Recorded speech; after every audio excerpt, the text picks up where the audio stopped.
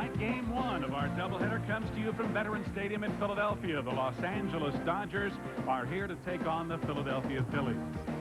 Hi, everybody. I'm Steve Zabriskie along with Larry Sorensen. Welcome to Game 1 of our doubleheader. Tonight, the Dodgers and the Phillies, each in last place in their respective divisions of the National League. Each of them may be starting to look toward next season. Then again, maybe not. The big question, I guess, Larry, is how the heck did they get in this mess? All the players and coaches I talked to, two words kept popping up. For the Dodgers, it was defense. For the Phillies, it was injuries. I talked to Jim Fregosi and Tom Lasorda earlier today and asked them what they needed to do to turn their clubs around in the second half. I'd like to see DeJesus and Tommy Green and Ashby back. That would help us turn us around, where we could throw somebody out there every day in a five-man rotation with guys that have a chance to win a game. Right now, those guys are not available. We're going to get some experience for some young pitchers here. We're going to have to live and die with those guys right now, and hopefully they can get themselves straightened out and get the confidence that it takes to pitch at this level. We got our big guys back now. We're hoping the second half can be a reversal, that we can do much, much better. If we get those 23 one-run games again, I'm believing that we can win many of them now with Strawberry and Davis in the same lineup. So the Dodgers seem to have overcome their injury problems, but Lasorda said, you know, catching the ball should be the easiest part of this game. I thought hitting and throwing it were the hard parts. Well, sometimes that's the case. And, of course, the Phillies have had problems of their own. You think with the offense they've been able to produce, they would win, too. There's been more pitching woes than defense. And here is the lineup that their starter, Curt Schilling, will be facing tonight. The Dodger lineup, a little bit revamped at the top of late, and it seems to be working. Jose Offerman, the shortstop, is now leading off, and Brett Butler, the center fielder, is now batting second. Third baseman, all-star Mike Sharperson, hits third. The right fielder, Darryl Strawberry, is back, still not 100%, hitting fourth. Eric Davis, the brittle one, in left field, hitting fifth. Rookie first baseman Eric Karros bats sixth. Second baseman Lenny Harris bats seventh. Hitting eighth, the catcher tonight is Mike Scioscia. And on the mound and batting ninth for the Dodgers, Orel Herhisher. Doing the pitching for the Phillies this evening will be Curt Schilling. He's a hard thrower, has a slider and a curveball too, but look for the good fastball. Threw a shutout on ESPN a couple of weeks ago. Well, he's been a workhorse. Look at that, 104 2/3 innings. Used both in relief and as a starter. And Jose Offerman stands in for the Dodgers, hitting .258. Shortens up and takes low ball one. Offerman with no home runs and 16 RBIs. But he has excellent speed, and they like him at the top of the order. The strike makes it 1-1.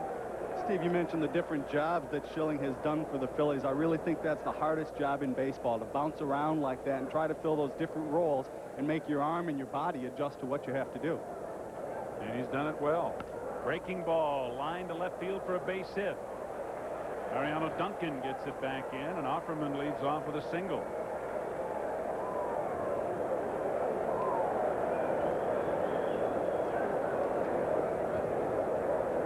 So the change of just 4 or 5 games ago continues to pay off for the Dodgers. Breaking ball that hangs down the middle. Offerman just slaps it into left field. Brett Butler said that if Offerman gets on, the number 2 spot is a very good place for me to hit. He said the whole thing is key to Offerman getting on base. And here is Brett, a left-handed hitter. Good bat control. He has a lot of bunt base hits, 23 this year. Hitting .279 with 1 homer, 21 RBIs, and he takes a strike. And that's what you want in that number 2 spot. Usually a left-handed hitter who can pull the ball behind the base runner at first, and a guy who can make contact, and certainly Butler fills that role well. The other thing about Bugsy is that he's very willing to go deep in the count, take a lot of pitches. And he lays down a bunt in front of the mound. Schilling will go to first to get him.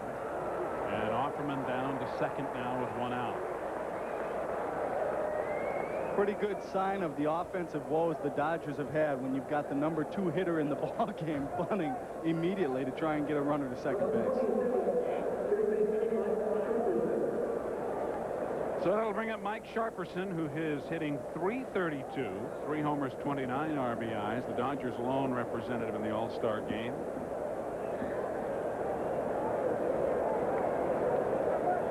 And he's been a terror on the road this season, hitting .364 away from Dodger Stadium.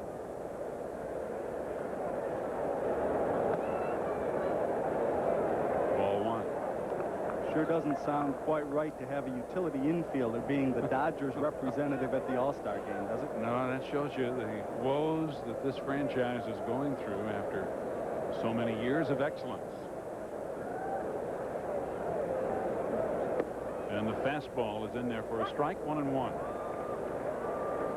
Talk about those years of excellence since Tommy Lasorda's been in Los Angeles for 15 years. This is 16. They've won 6 divisional titles. They've won the National League 4 times, and they've won the World Series twice. So last place is a very foreign territory for him. Breaking ball for a strike, 1-2. Schilling making his 12th start of the year, and with the starting and relieving, his ERA a respectable, better than respectable, 2.75. And as you said, Larry, that's not easy to do. 2-2. People may ask why. What's the difference? You still have to go out there. Well, you gear yourself to go 9 innings, so you stretch your muscles out differently in your arm when you're going to be a starter. When you know you're going to pitch 1 inning or 2 innings, you're going to throw about 90% fastballs when you have the kind of fastball that Schilling does. Now he goes more to his breaking balls and his changeup occasionally. And it's a full count to Sharperson with 1 out, and Jose Offerman at second. It's difficult enough to go from the job of being a long reliever to sometimes being a short man, but when you throw in being a starter, it's another factor in the equation that makes it that much more difficult. That's for sure. There is Darryl Strawberry on deck.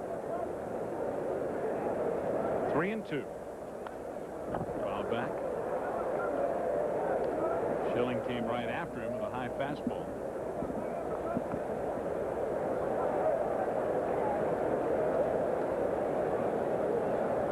Another indication of the Dodgers' offensive woes is that the team notes are usually replete with what guys are hitting with runners in scoring position. Not the Dodger notes. Not a lot of mention of what guys are hitting with runners in scoring position. And they have one right there with Jose Offerman at second and 1 away.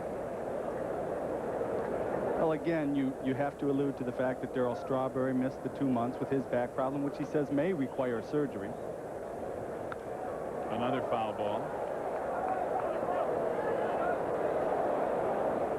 The defense behind Curt Schilling tonight includes Wes Chamberlain, who's always an adventure in right field. Lenny Dykstra is solid in center, and Mariano Duncan fills in left.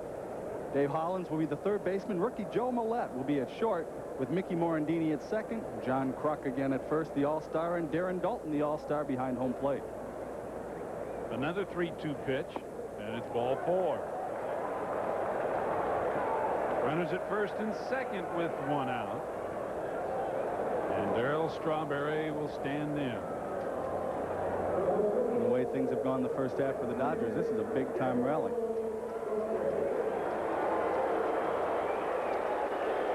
Strawberry still not 100%, but in the lineup and happy to be in the lineup. As you see, hitting .242, 5 homers, 22 RBIs, and a big cut, no contact. Boy, he hit some amazing home runs in batting practice. I was doing my interview with Tom Lasorda, and we both stood there and watched, and he was going, holy cow, look at that one. Look at that one go. And one after another into the second deck here at the vet. Well, Darryl's back has to be fairly good for him to do that. 1-1. Strawberry, one of those who really believes that if the Dodgers can keep their lineup intact, with the pitching that they can often produce, they really believe that they can get back in here and get the offense going. They've got to play better defense, though, no matter what they do. A strike at the knees, 1-2. The Dodgers are second in the league in pitching, but they're last in team defense, and it's a fairly comfortable margin over the Phillies. The Phillies with 80 errors, and the Dodgers have committed 87.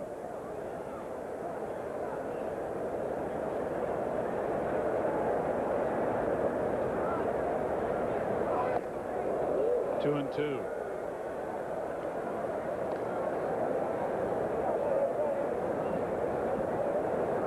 You mentioned the revamped lineup. Butler usually leading off, and the switch to Offerman leading off Darryl Strawberry was very enthusiastic about it, and Butler was enthusiastic about it. He said whatever it takes to make this team win. Strawberry fouls a fastball back. The count remains 2-2.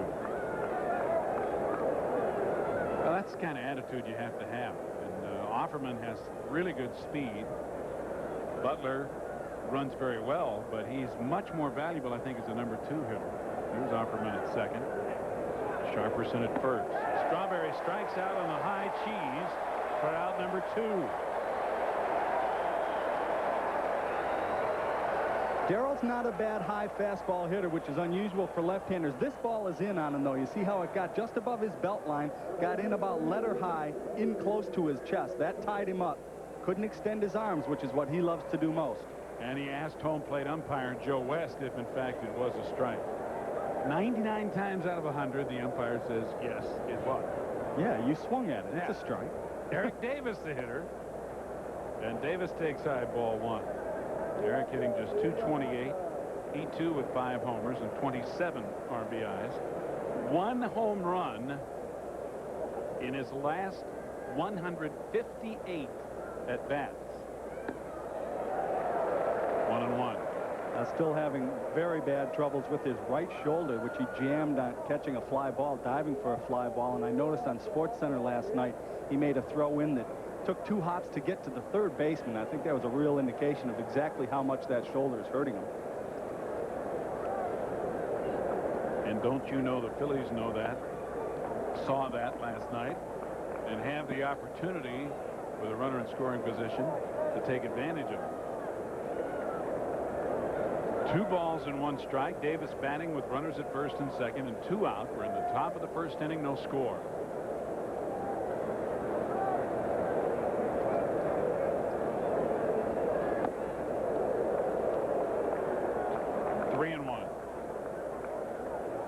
One thing Curt Schilling has done, as you see Tommy Lasorda looking on, one thing that he has done very well is he's established the inside part of the plate to both the left-handers and the right-handers. Couple brushed Darryl back. Now he's taken Eric back a step and a half.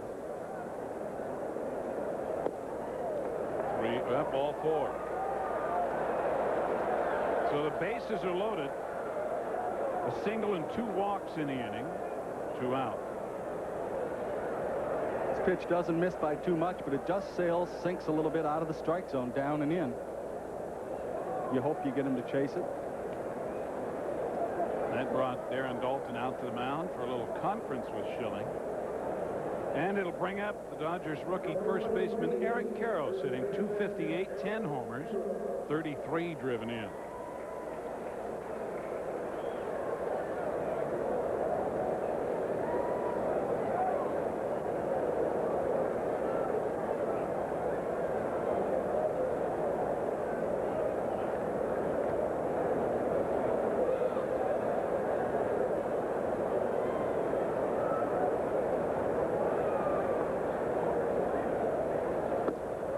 Fastball right in there for strike 1. That's got to be about as good a pitch as he's going to get this at-bat. Karros with those 10 home runs, and you can see hitting .571 with the bases loaded. Breaking ball, base hit by a diving Millette. Offerman scores, Sharperson scores, and Davis is safe at third. Karros goes down to second on the throw, and the Dodgers take a 2-0 lead here in the first inning. The only pitch better to hit than a fastball down the middle is a hanging breaking ball down the middle, and that one never got below the belt. Well, that's a very good fielding shortstop, not too great with the bat. He had no chance to catch that ball. Lenny Dykstra's throw was a little bit late to second base. Johnny Padres wants to talk to Curt Schilling about it. Schilling had things set up pretty well his way, but he made a bad mistake with that slider. Well, the other thing that all pitchers know you can't do, and that's walk people, because more often than not they come around to score. Karros with a single. He goes to second on the throw, picks up 2 RBIs to give him 35 on the year. And the batter Lenny Harris with runners at second and third, 2 out.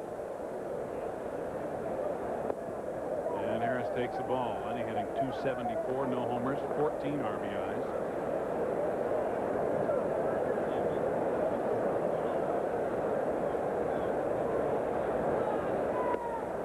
And that one caught the outside corner.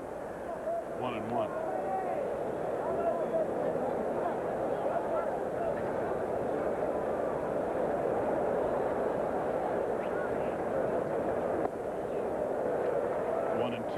That's where he wanted to throw the ball to Eric Karros. A little lower in the strike zone, and one that's diving out of the strike zone, preferably. Oops. Yeah. Could I have that one back, please?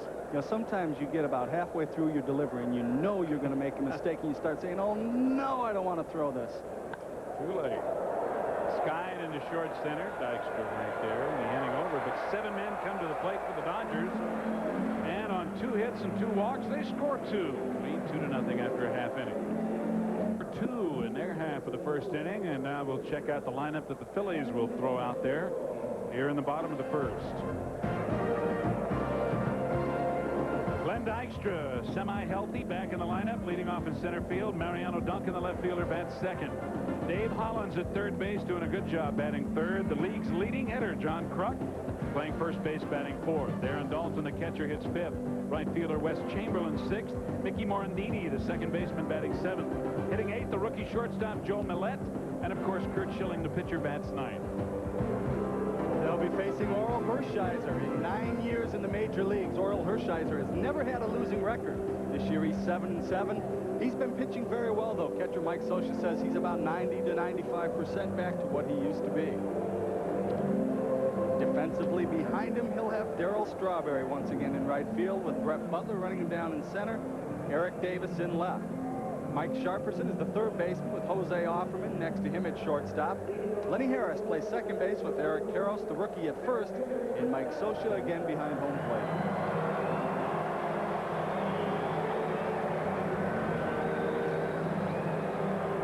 Orel the fourth. His son Orel the fifth, nicknamed Quentin, as is often the case. And here is Len Dykstra, who nails one to right field on the first pitch for a base hit. So the Phillies come right back, get their leadoff hitter aboard. Lenny Dykstra is always a very aggressive hitter. He decides the first pitch might be as good as he gets. It's right down the middle. He drills it into right field. Fergosi says he's getting back healthy, and Dennis Menke says he's really swinging the bat as well as anybody on the club now. And he is at first with 15 stolen bases. Mariano Duncan, the hitter, hitting .280, 6 homers, 38 RBIs. And a throw to first. Nope, Herhisher just stepped off.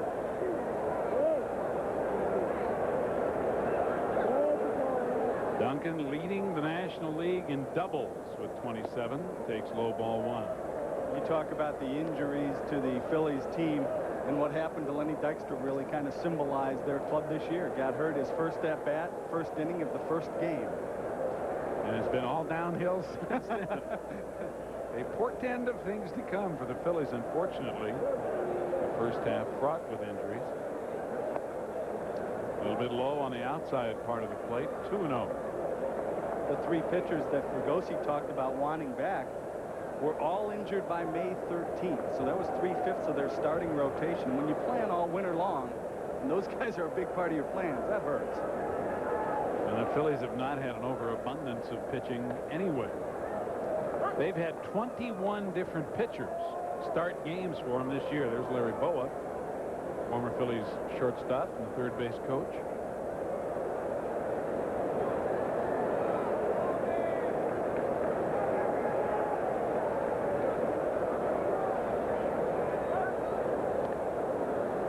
Pitchers on the roster, I should say. He said already 13 started.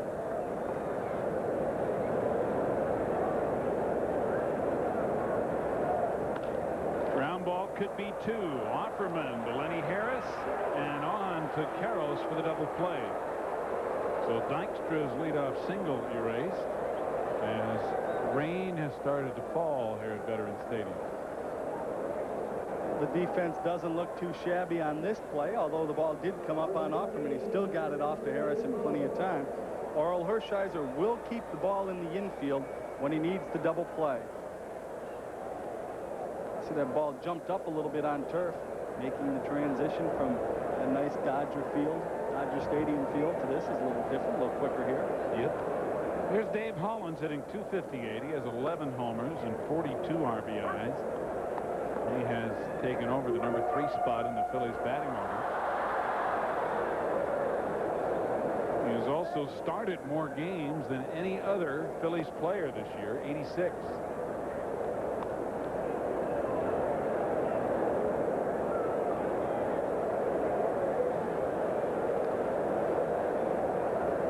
Herhisher making his 19th start of the year.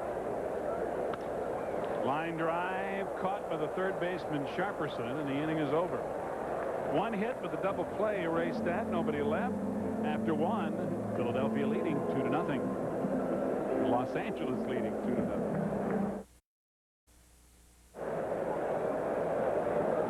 There's Bob Ojeda of the Dodgers pitching staff, and here's Bob Ojeda earlier watching the game and then realizing, hey, somebody gave me a hot foot. Gee, turnabout is fair play, Bobby O. He's been known to pass him around. Boys will be boys. Yeah. You know, sometimes when you're in last place, it's a little easier to have fun than when you're fighting for the pennant. True. Pressure's off. Mike Scioscia, the hitter, as the rain continues to fall here in Philadelphia, and the Dodgers lead it 2-0 as we go to the second. Bob Ojeda better enjoy his Dodger teammates now. He's the subject of many a trade rumor for contending teams. Yep. Left-handed pitching always at a premium. Scioscia hitting .218. 2 homers and 17 RBIs. 1 ball, 1 strike. Fouls off a breaking ball, 1-2. Steve, you and I have talked during different telecasts about it's time for clubs to start taking a look at guys and seeing what they've got in the minor leagues. For the Phillies, most of the players they would think about taking a look at have been here for a while. Some of them are already hurt. Scioscia pops it up. It's going to be out of play behind the Dodger dugout. You look at a Joe Millette at shortstop, and I tried to ask some players about him. They said, don't know a thing. Was in Reading, played a little while in AAA at Wilkes-Barre Scranton or whatever it is, and Scranton Wilkes-Barre. Now he's up here in the big leagues. And he wasn't even in spring training. I asked Jim Fregosi about him before the game. He says, I don't know. I've only seen him the last couple of days. Said Lee Elia tells us he can play. He was not even in spring training. You see Scioscia's bandaged forearm. Good play going back. Dave Hollins, the third baseman, corrals the pop-up. 1 away.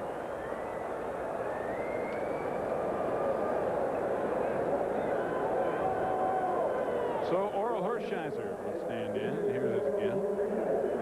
Well, when you're bandaged up anyway and you get jammed like that, you feel that barking for a little while. Big.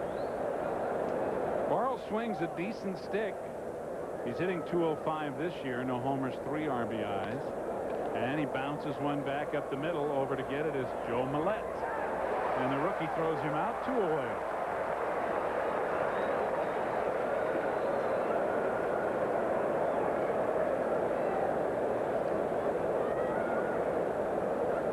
He asked Larry Boa, the infield coach, does he go to his left? Does he go to his right? He said, I don't know. Looked like he went to his left pretty well there. I'll tell you, it's been tough for the Phillies. Who's playing tonight? The lineup has also been one where you have guys come up to the big leagues so they can get hurt. They play in the minor leagues. Nothing happens to them. They bring them up to Philadelphia, and they get injured. Offerman singled and scored in the first inning, and he takes a strike. Jose, over his last 7 games coming into tonight, has hit .320. 1-1. 2 out, nobody on. And the Dodgers lead it 2-0 in the second. Foul back, 1-2.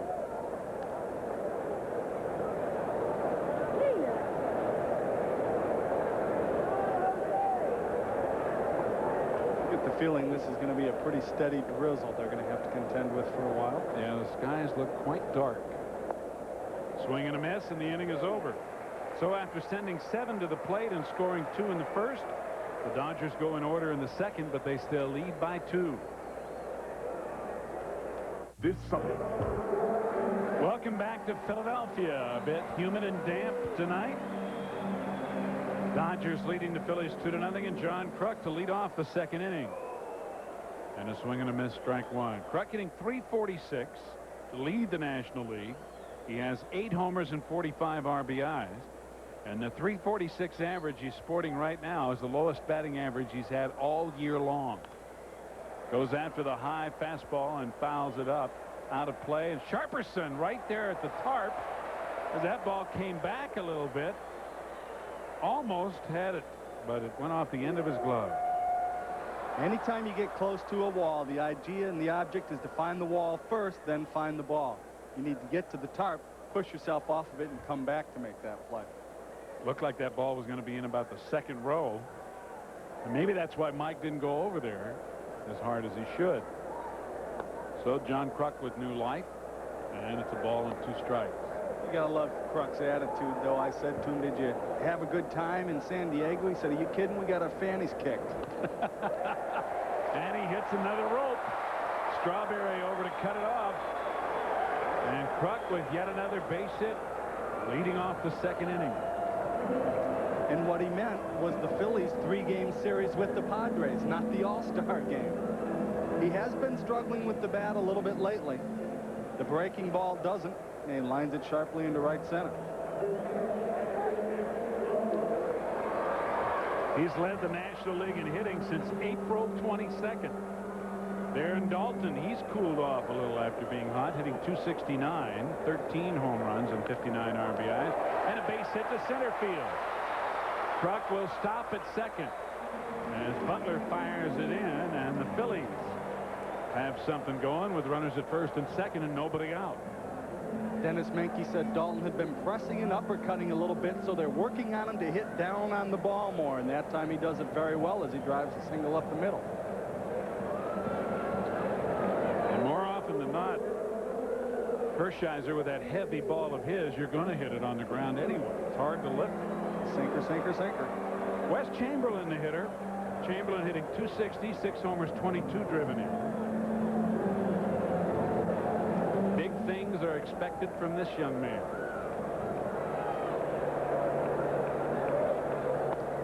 And he takes high and tight, ball 1.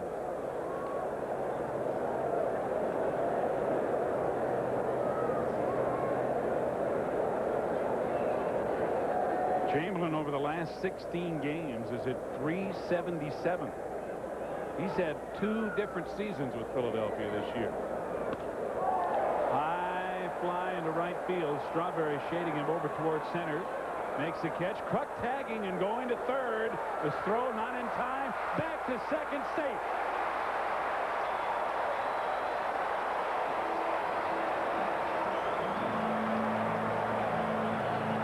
Excellent base running by both runners. Courageous base running as much as anything else. John Kruk does not have great speed, but he is a very good base runner. The throw from Sharperson back to Dalton, who alertly was paying attention. Lenny Harris thought that he had him at second base, as did Sharperson. Now the throw misses the cutoff man. If he hits the cutoff man, who is the shortstop Offerman, then Dalton has no opportunity to try to go to second, and you keep the double play in order. And with Orel Herhisher pitching, keeping the double play in order is as important a thing as you can do.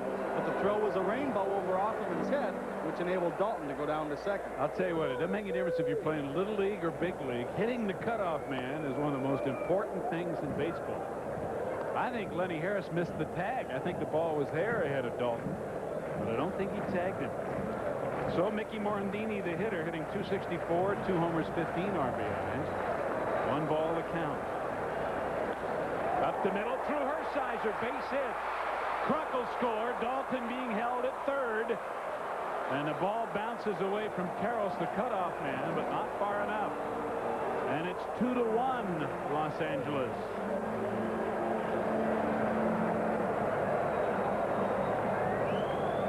This ball was smoked between Orel Herhisher's legs. Again, you have to wonder if the defense is playing differently because the double play in order is in order. Does Offerman have a chance to make that ball, or at least knock it down going into the outfield? We talked about the lack of good defensive fundamentals by the Dodgers. Darryl Strawberry's overthrow of Offerman is one of them. And then at the end of that play, when Brett Butler's throw came in, Lenny Harris had to scatter at second base. And that throw short-hopped Karros, who was the relay man to home plate. Those little things add up to be a great deal over the course of a season. A run here, a run there, an advanced base runner. Well, here's Joe Millette. He's 0 for 2 since being called up from Scranton Wilkes-Barre. He was hitting .266, 11 doubles, 23 RBIs in AAA. And he takes high ball 1. Looking for his first big league hit. Batting here with runners at first and third and 1 out. Morandini's RBI, his 16th of the year.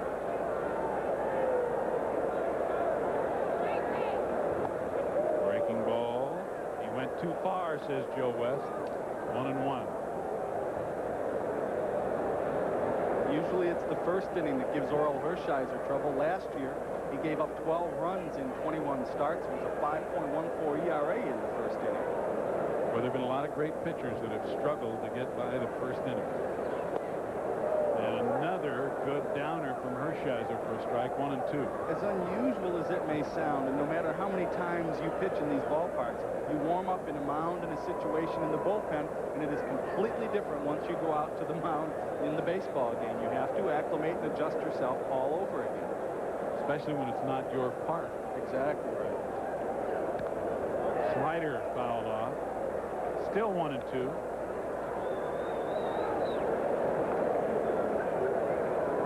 Darren Dalton is at third base. Mickey Morandini at first base. A run is in. 3 hits in the inning. 1 away.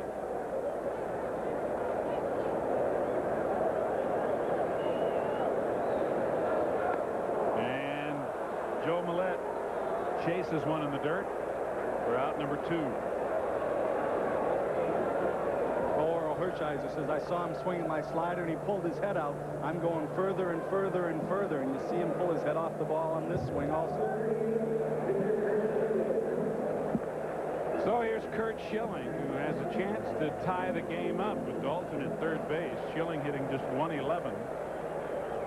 He has driven in 2 runs, and Herhisher with the fake to third and the throw to first, which of course never works.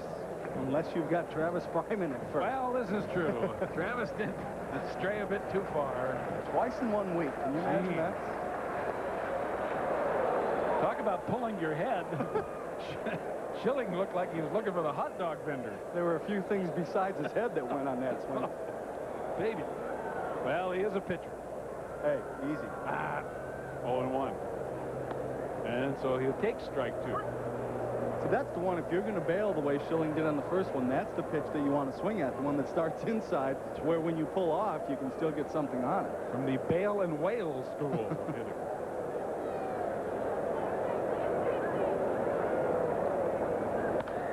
And he hits a 1-hopper to second.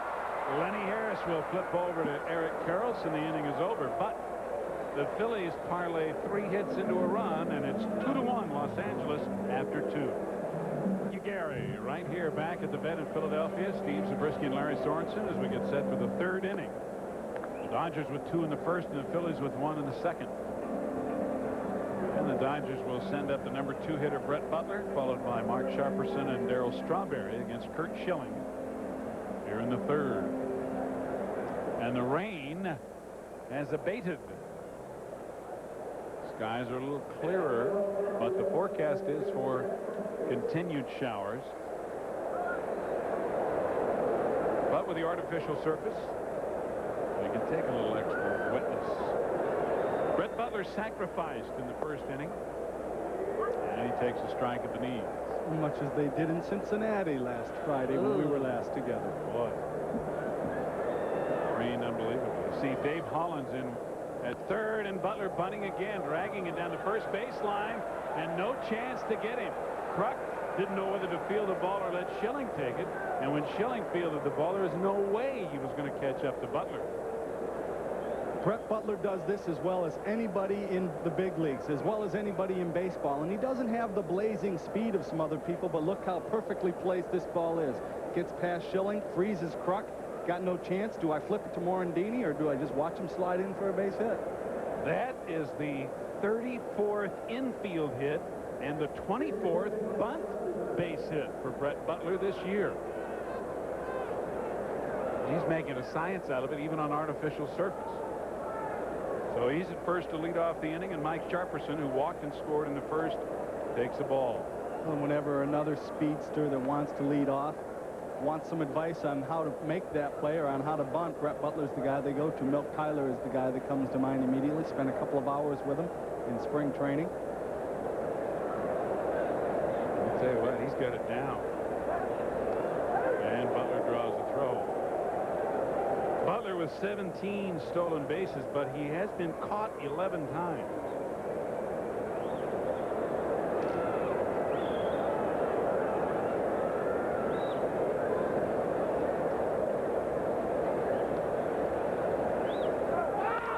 Butler running, and the ball grounded right to second. Safe at second, and safe at first as the throw gets away from Kruk. A one-hopper. And that's what putting the runners in motion can do on what otherwise might have been a routine double play. This is an ugly play in every single aspect of it. Morandini's there. He freezes because of Butler a little bit. Butler beats him to the bag, and he ties up Millette. Millette's throw still beats Sharperson, who was not hustling to first base, and Kruk couldn't handle that. There is not a single good aspect of that play. No, they will not be using that as a teaching video. Well, they might. Here's how not to. Yeah, this is true. This is true. Well, they haven't put up an error. Watch Butler eliminate any chance Millette has at continuing the play almost. Now remember, this is Millette's second day in the big league, so the timing with Morandini is still something that he's trying to figure out. And Bugsy actually comes off the base, but steps back after he realizes he's beaten it. Strawberry rips one foul off the facade of the stands for strike one. Darrell struck out swinging in the first inning. They have not posted an error, and they wouldn't presume a double play, but I don't know about whether or not Kruk could have come up with that ball. He might have gotten one out. I think you've got to score that play E6, because I think that Sharperson wasn't hustling to first, and they would have beat him if Kruk comes up with the throw. Since it was in the dirt, I would give the error to Millette. Yeah, you're probably right, but they did not post an error, or at least have not as yet. So fielder's choice for Sharperson. And even though it's not on the board, we're now told the official score says it is an error on the shortstop. They have not posted it on the scoreboard. They must have ESPN on in the monitors in the press box, huh? Yeah, whoever's operating the scoreboard isn't listening to us. Dalton going out to talk to Schilling, as they are now using a series of signs for the runner at second. Zabriskie in a relaxed mode. You get the feeling talking to Fregosi that everything happened so fast to them this year. He didn't even go through a period of great frustration because it all happened so quickly. It was like, our season's gone. Yeah, blew up starting opening day. As you mentioned earlier, Dykstra's injured. 2-1 to Darrell.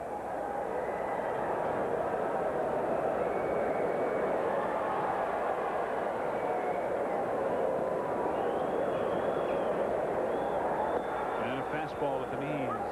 2-2. Talked with Lee Thomas, the general manager of the Phillies, a little bit before the game, and I said, it's not like there's somebody you can go out and get that's going to turn your club around. He said, no, depth was not our strong suit before the season started. No, they've had to add guys wherever they find them. And Joe Millette, shortstop, an example of that, as he was not even with the club in spring training. Strawberry fouls it back, still 2-2.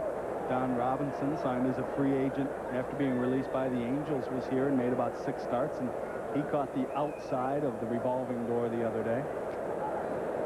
Yeah, it may be over for Robbie and his zipper-laden body.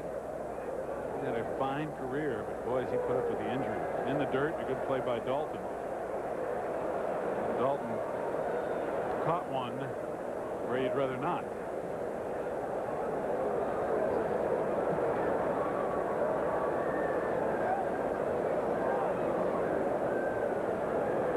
This is not a catcher's favorite play in the world, catching a fastball and having it bounce up, particularly where it caught him.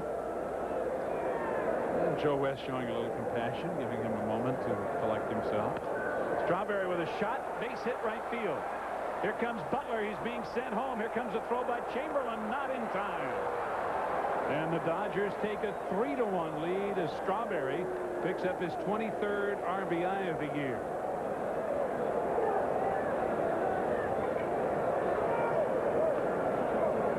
You talk a lot about what-ifs in the game of baseball, particularly when you're a pitcher, as we watch the play at home plate, which isn't even close with Brett Butler. But if they turn the double play and Morandini's playing at his normal position instead of shading second base to try for a double play, he makes that play routinely. And the inning is over. And the inning is over. Curt Schilling should be out of the inning. Eric Davis takes low, ball one. Davis walked in the first inning. Nobody out. 2 singles and an error and a run in for the Dodgers. Try telling Lee Thomas that at contract time, though. Yeah. That's going to be out of play down the right field line. 1-1 to Davis.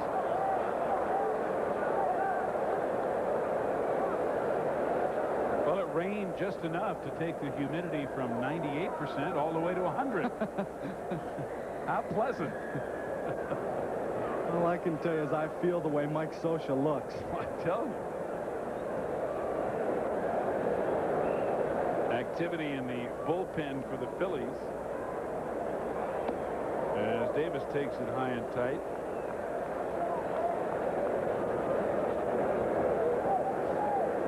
Bob Ariel throwing for Philadelphia. 2-1. 3-1. And it was on a 3-run pitch in the first inning that Davis walked.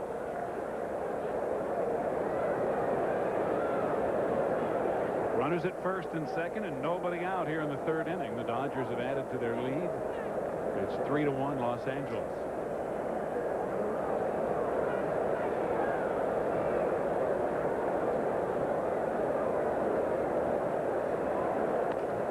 Got jammed and grounded it to third. Going the short way is Hollins to Morandini, and that was almost in the dirt as they forced Strawberry for out number 1.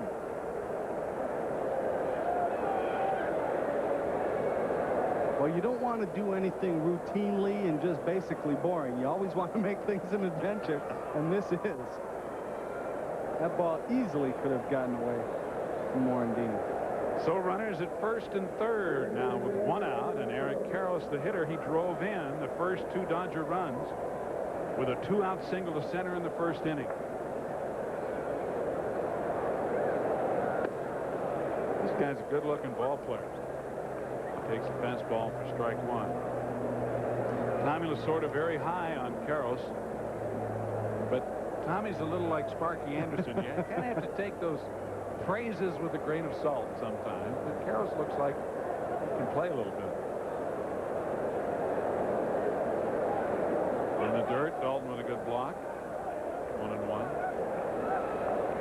Eric Karros's 10 home runs, incidentally, are the most by a Dodger rookie since Greg Brock had 20 home runs during the 1983 season for the Dodgers in his rookie year. Of course, Karros has a chance to hit 20 and maybe more if he has a good second half. Fastball grounded sharply to shortstop. Millette, Morandini in front, and the inning is over. But 2 singles and an error lead to another Dodger run, and in the middle of the third, 3-1 Los Angeles. The leadoff hitter leading off the third for the Phillies, down by 2 to the Dodgers. Dykstra with a single to right field on the very first pitch in the first inning.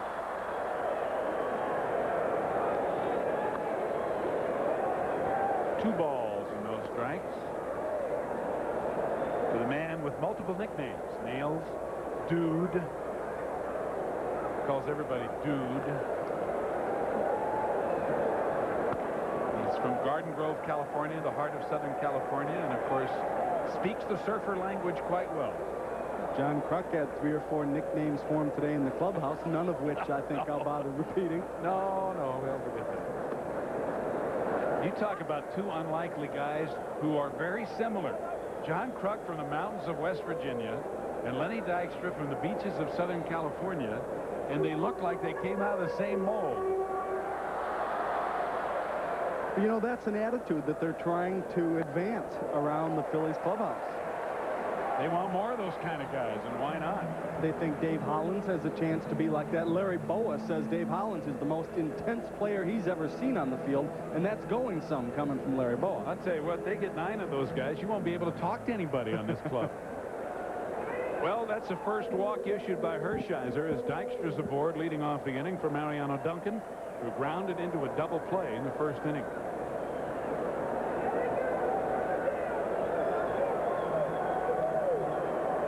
Dykstra with 15 stolen bases in 19 attempts.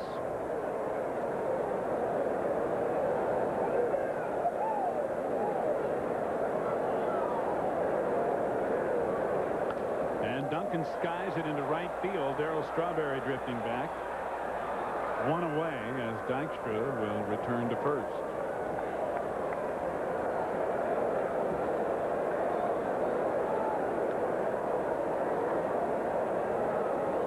And that'll bring up Dave Hollins, the intense one who lined out to the third baseman Mike Sharperson to end the first inning. The intense one and the strong one, along with Darren Dalton, probably the 2 strongest members of the Phillies team. Dave Hollins has the distinction this year of leading the major leagues in being hit by pitches. He stands right on top of the plate. He's been hit 12 times to lead both leagues in that department. Not exactly the stat that you want to lead the league in. No, unless you were Ron Hunt, who used to go up there and try to get hit. There goes Dykstra, and the pitch fouled back by Hollins. So Lenny will go back to first, and the count goes to 1-1. Orel Herhisher usually is a pretty friendly person to run off of. Last year, 11 of 13 runners were successful stealing bases. He also had 4 balks, which was 3rd in the National League. Got a very slow, deliberate leg kick. Pretty easy to run on. When you're down a couple of runs, it's not necessarily the best time to be doing it, but it's still pretty early in the game.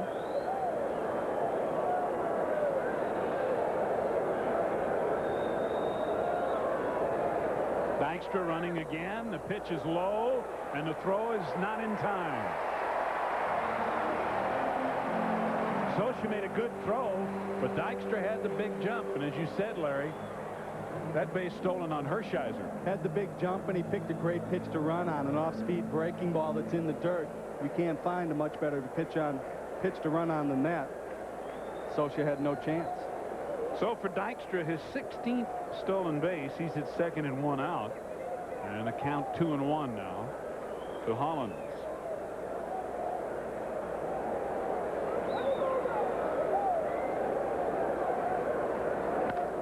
Sharply hit and into right field. Here comes Dykstra around third. Strawberry will not make a throw. And the Phillies cut the lead in half. It's 3-2 Los Angeles.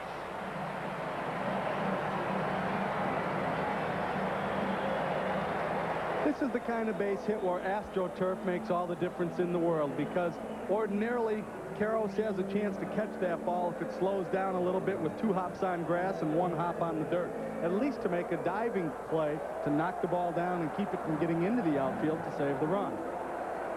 I hate AstroTurf. Well, spoken as a pitcher would. 5th hit for the Phillies, and the league's leading hitter John Kruk, who singled and scored in the second, is the hitter. Did he go too far? No, he did not. Ball 1. Kruk hitting .367 against right-handed pitching this year prior to his base hit against Herhisher in the second.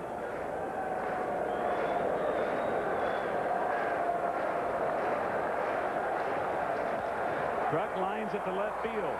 Eric Davis coming on, makes the catch. And Hollins, who was all the way to second, hustles back to first now with 2 out. Good play by Eric Davis. You've got to know that Tommy Lasorda and staff were cringing in the Dodger dugout watching Eric Davis go after this ball. He was diving after a ball that he jammed his right shoulder and injured it the last time. They're just getting him back in the lineup. They want to keep him in the lineup. He said, you can't fault the guy for playing as hard as he does, but boy, I wish he didn't get hurt. Well, you know, as brittle as he is, he really shouldn't do that. I mean, he's proven over the years that he needs to back off a little bit so that he can remain in the lineup. Darren Daulton singled to center in the second inning, and he fouls it out of play down the left field line for strike one. Hollins will go back to first. A run in for Philadelphia here in the third on Holland's RBI single. The Dodgers lead by 1. Daulton here at home hitting .350 on the year. He likes it at the vet. And a sinker for a strike at the knees, 0-2. That's those AstroTurf base hits, you know. He also has, other parks have AstroTurf, too. He also has 9 of his 13 home runs here at the vet. Well, the ball ordinarily does carry very well here. Way outside, 1-2.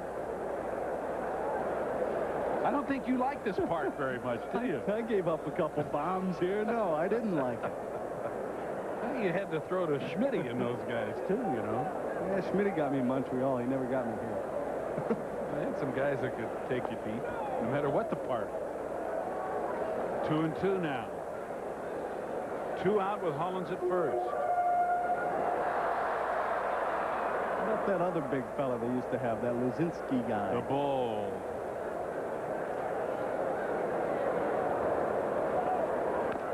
Fouled off at home plate, still 2-2. The Bull, Greg Luzinski, has a son named Ryan, who's also a fairly decent young hitter, I hear.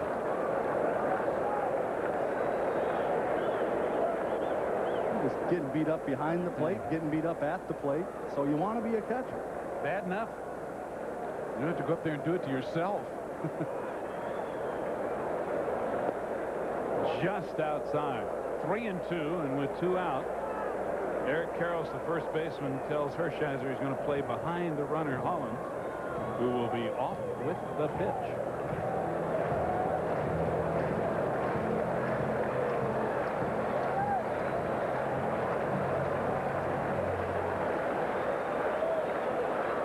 Hollins running, ball 4. Runners at first and second with 2 out. The inning continues, and we will continue with Gary Miller. Steve, let's check out action between the Padres and Expos. 2 out, scoreless game when Darren Fletcher hits a bullet. Curt Stillwell can't handle it. Delano DeShields and John Vanderwall will score off Andy Venice. They've gone to the 5th now with the Expos up 2-0. Back to you.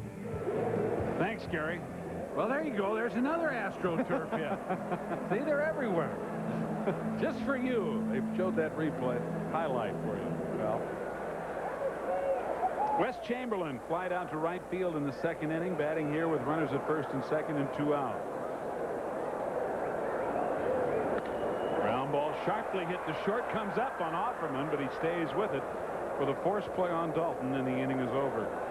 But Philadelphia adds a run on a base hit and a walk.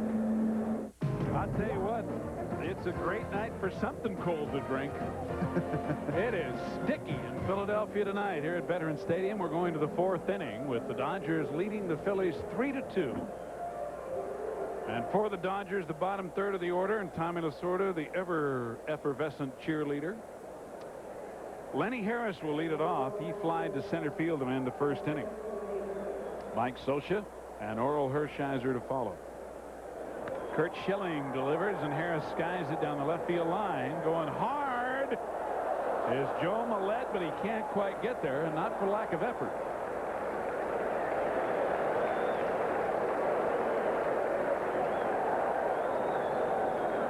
8.5, 8.5, 9.0. What do you give him on that, Steve? I'll tell you he was what, airborne. That's about a 9.5 on that baby. He was fully extended, you might say. Strike one. 1-1. Schilling has allowed 3 runs on just 4 hits. He's been hurt a little bit by an error.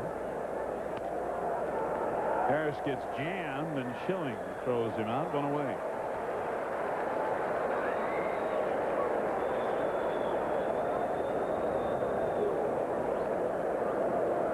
And that'll bring up Soch. Mike Soch popped out to the third baseman Hollins in the second. This guy has got to be a coach and possibly could be a manager someday if he chooses. Great knowledge of the game. We talked during one of the breaks. We talked a little bit about whether or not this would be his last year in a Dodgers uniform or in the game. And I think he still has a lot of playing left. But wherever he goes or whatever he does, he's going to be a great instructor. He has outstanding knowledge. Hits one on the ground to short. Joe Millette, with that good glove and arm, throws him out, 2 away.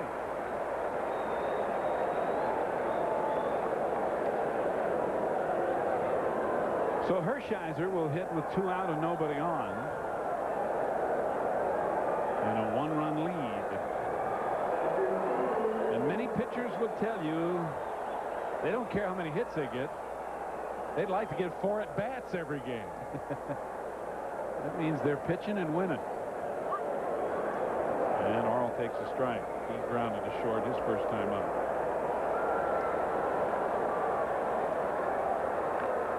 Fouled off. 0-2.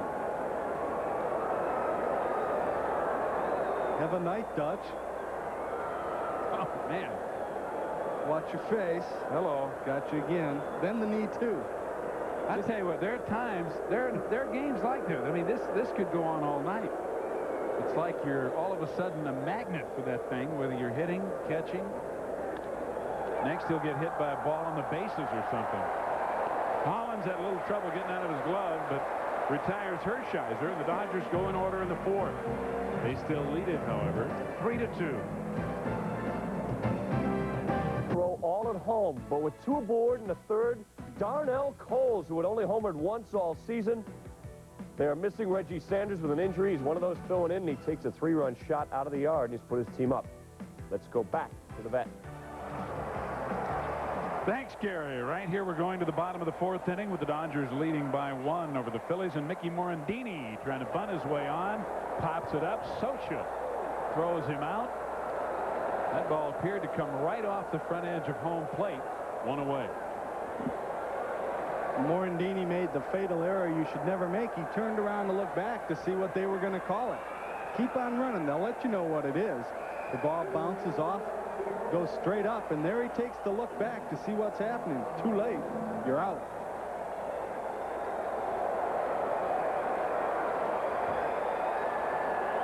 Morandini had singled in a run his first at bat, and here's Joe Millette, who struck out swinging in the 2nd inning. He takes a strike.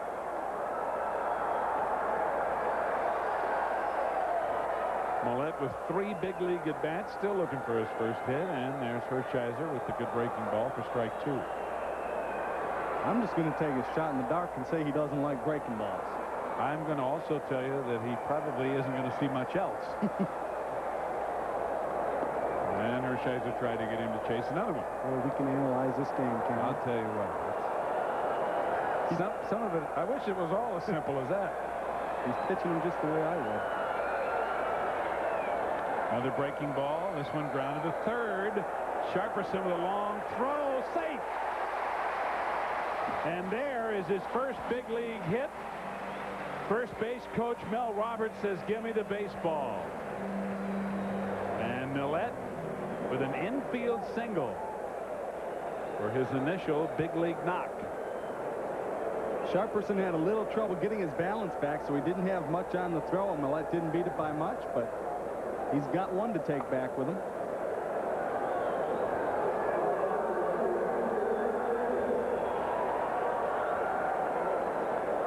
He's at first with 1 out, and Curt Schilling, the pitcher, up, so we'll see if a play is on.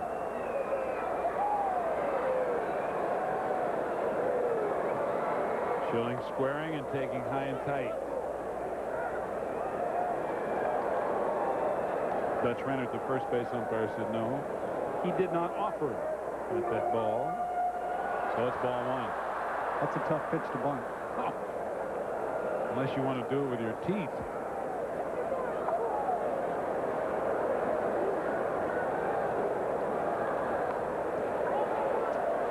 Herhisher will go to first. The sacrifice moves Millette to second with 2 out.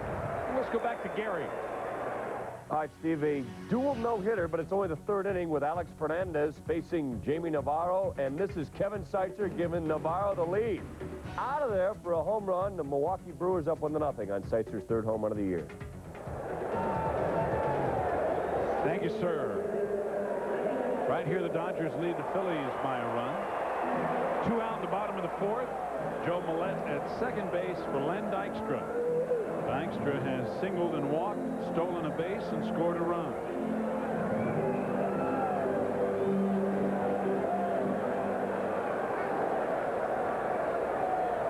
Breaking ball grounded to first. Karros backs up to get the hop over to Herhisher, and the inning is over. 1 hit, Joe Millette's first big league base hit, and 1 left in the 4th. Standing here in Philadelphia, the Dodgers with a 1-run lead over the Phillies, and a reminder that football is just around the corner. Coming up from Tokyo, Saturday night, August 1st, 10 o'clock Eastern Time.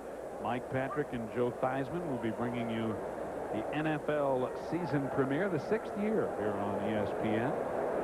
The Houston Astros and the Dallas Cowboys. It's the battle for Texas bragging rights. And in Texas, that's important. And what better place to play that game than Tokyo? Makes sense to me. Jose Offerman 1 for 2. Singled and scored in the 1st inning. Struck out in the 2nd. 1 ball and 2 strikes. Curt Schilling working for the Phillies and down by a run here in the 5th. Top of the order for the Dodgers, Offerman, Butler, and Sharperson.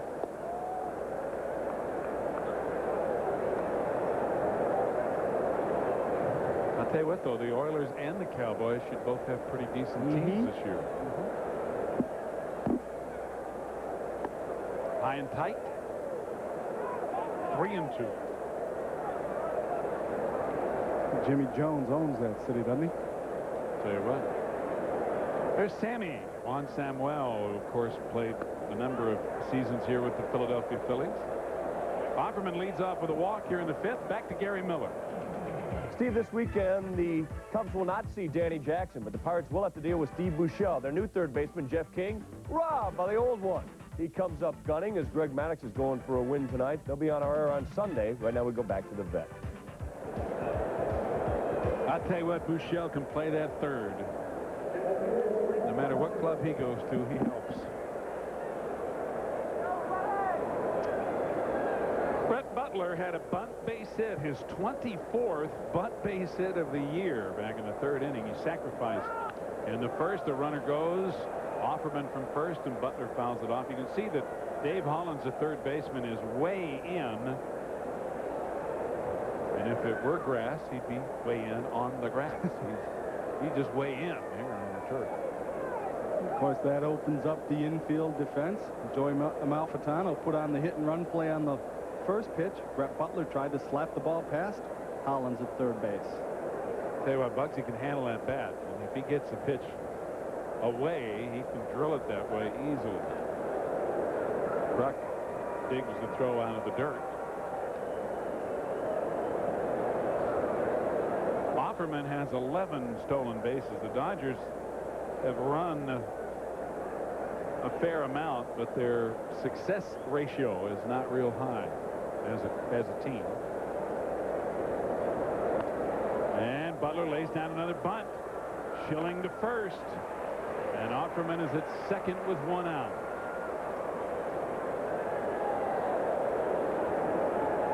Now, this is not a definite sacrifice attempt. That's a bunt for a base hit. But because Brett Butler is so good at it, the Dodgers feel they can afford to take a shot at that offensive play instead of just putting a regular sacrifice play on. Well, Butler did a similar thing in the 1st inning, and he was credited with a sacrifice. Ordinarily, if you wait that long and bunt in that fashion, they figure you're bunting for a base hit. But with a runner at first, they're more likely to credit you with a sacrifice if it's marginal. Sharperson takes a strike. He has walked, scored, and reached on an error.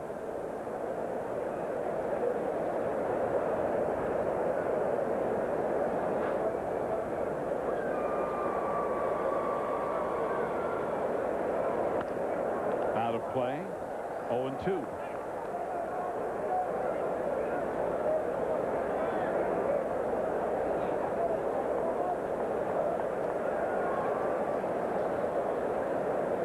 Tommy had a little pasta delivered this afternoon to the clubhouse. A little spaghetti and meatballs before the game.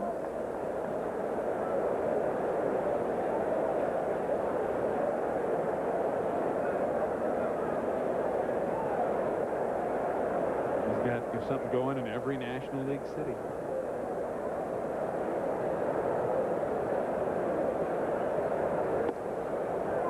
Outside, 1-2. He is never short of people in his office, and most of them bearing food and gifts. That's right. Everywhere you go. He has a lot of friends in every National League city, and quite often, most of them show up at the manager's office. I don't know why that is. Of course, he passes out Slim Fast in return. Gave me a box. Didn't use it, did you? No comment. Strawberry on deck. Still a ball and 2 strikes to Sharperson.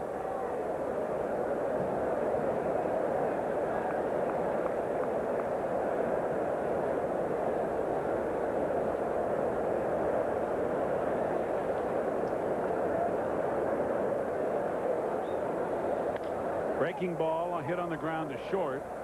Millette to first in time. On the play, Offerman easily to third, now with 2 out.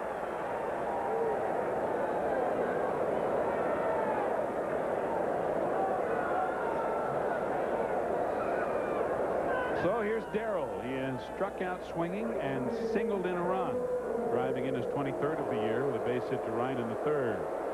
And you can see where Morandini is playing a short right field with Strawberry at the plate. And I think he feels like if Fregosi wouldn't yell at him for being deeper, he'd take a couple more steps back. Yes, sir. Down low, 2-0. Watching the Strawberry Davis Butler group hitting today during batting practice, and Darrell would swing the bat and he's hitting these mammoth drives, and Brett Butler said, I don't think he has any idea how much talent he's got. No. He hits the ball so hard. I'll tell you what, Darrell has hit some shots. He has a very long swing, and he's got that high leg kick. You would think that you could do different things to him with off-speed pitches to tie him up or try to pound him in on his hands. He likes to get his arms extended, and he does have very long arms. He's got that lanky body, and he's got such a big swing, he likes the ball away from him more.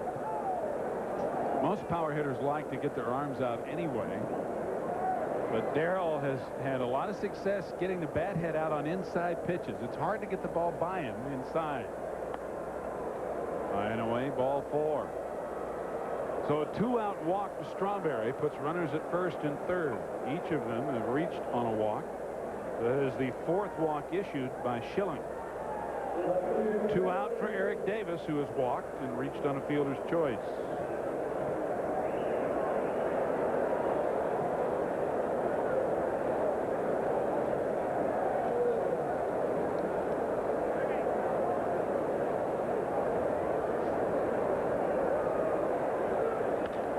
Ripped to short, right to Joe Millette, and the inning is over. 2 walks and 2 left in the 5th for the Dodgers.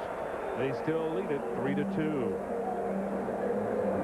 Baseball here at Veterans Stadium in Philadelphia. Game 1 of our Friday night doubleheader. It's a 3-2 Dodger lead over the Phils as we go to the bottom half of the 5th inning. Steve Zabriskie and Lary Sorensen with you as per usual. We had a little rain shower early in the game, but it went bye-bye, and we haven't had any since. Mariano Duncan, the number 2 hitter for the Phillies, will lead it off against Orel Herhisher, whose breaking ball is in there for a strike.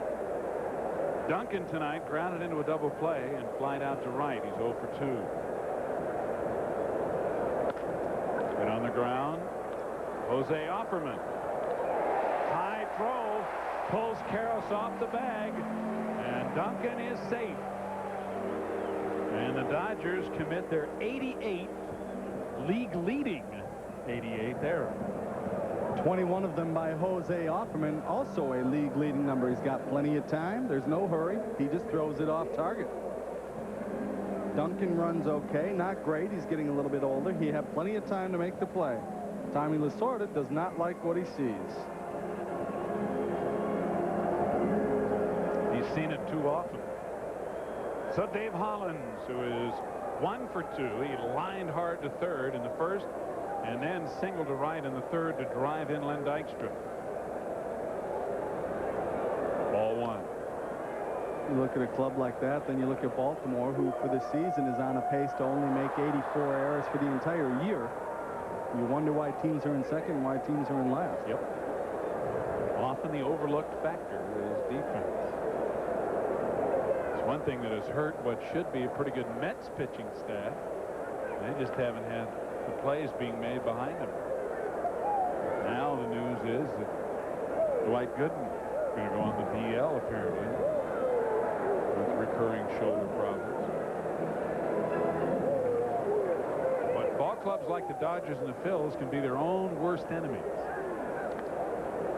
Duncan being kept close. He has 14 steals in 15 attempts. It's been a long time since the Dodgers have played good defense, too. You go back to the Bill Russell, Davey Lopes, Steve Garvey days. Even that group on the corners were not noted for their defense. It's true, but they were stronger up the middle than this club, and that's been a real problem. Offerman with the 21 errors at short, and the Dodgers haven't had a solid second baseman. There's Duncan with a fake break.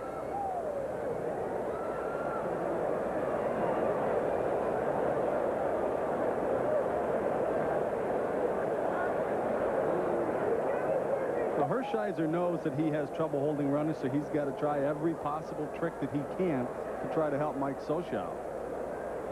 That includes stepping off. It includes just holding the ball. Sometimes that's very effective.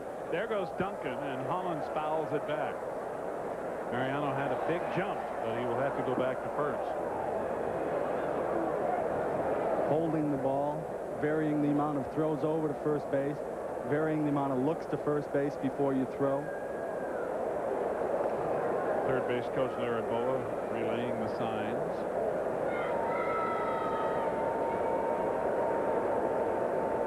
Boa's name is starting to be bandied about for one of the expansion jobs. Yep, Boa's had a little experience, managed the Padres for a while after having a lot of success managing their AAA club in Las Vegas before moving up to the San Diego job.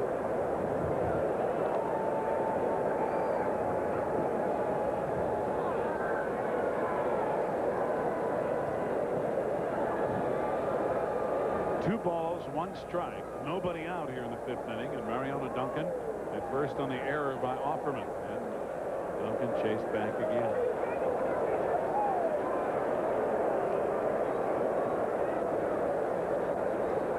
Of course, from a pitcher's standpoint, the best thing that you can do to help your catcher out is get the ball to home plate as quickly as possible by employing the slide step, if need be, that Rick Russell made so famous. Herhisher doesn't do that. He's got the big leg kick. His concern is the man at home plate. Mariano with a fake break again, and a base hit to right field by Hollins. Duncan will go to third. Strawberries throw to second. And the Phillies have runners at first and third with nobody out. Dave Hollins with his second hit of the night. This was an abbreviated step towards home plate by Orel Herhisher, and it results in a bad pitch. It's a ball that doesn't sink away as he wanted it to, and Hollins rips it into the hole. Duncan has to hold up to watch the ball coming behind him. Makes it to third base very easily.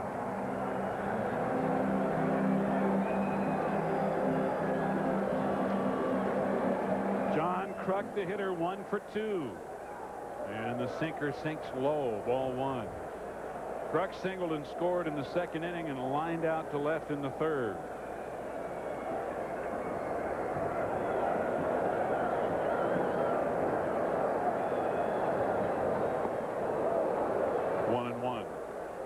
So again, you start with the what ifs. What if Jose Offerman makes a routine throw to first to get Mariano Duncan? That ground ball is right at Eric Karros, and you got 2 men out. John Kruk at the plate. Instead, you're first and third with nobody out.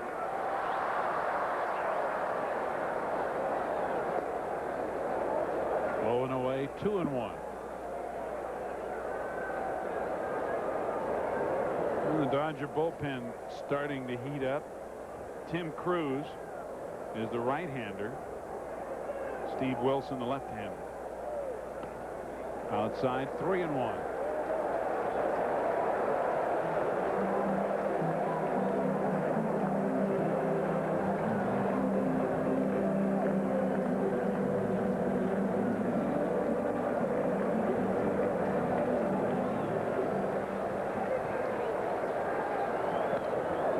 Foul back. 3-2, and I bet you Kruk would like to have another cut at that pitch. Had a pretty good swing at that one.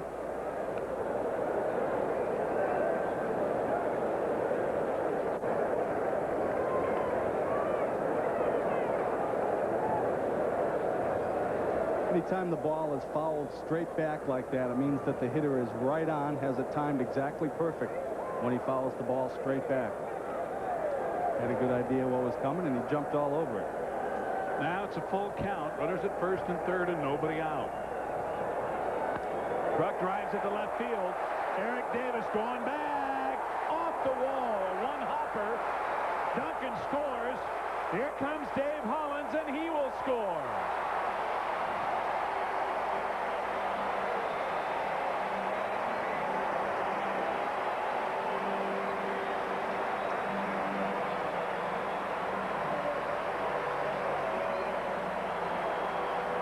John Kruk with a 2-run double, and the Phillies take the lead. Eric Davis thought this ball had a chance to get off the wall, so he held up. It actually short-hopped the wall. Again, with the sore arm, the sore shoulder, not very much that he can do with the throw. He just gets it back into Offerman, who was in shallow left field, a little bit deeper than normal. For Kruk, he now has 47 RBIs on the year, 2 hits on the night. And Darren Daulton will be intentionally walked to put runners at first and second. There is still no one out here in the 5th inning.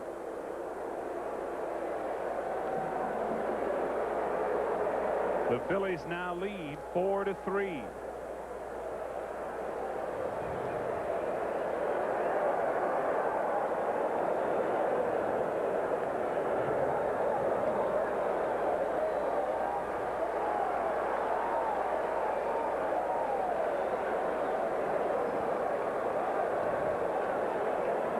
Duncan's going to get some toweling off, as well as a little fluid back in him. And John, West Virginia Kruk will probably be getting the same when he comes in and the inning's over. I'll tell you what, you look at him and you think he doesn't have the perfect body, but that guy is a good athlete, and he runs better than you might think. This guy, however, has a body. Wes Chamberlain is put together. He is tonight 0 for 2, however, having flied out to right and reached on a fielder's choice. He grounded into an inning-ending force play in the 3rd. First and second, nobody out. Strike 1.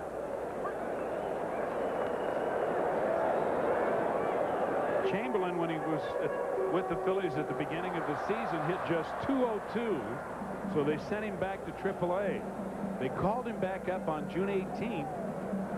Since then, he's hit over 300. Foul back. 0-2.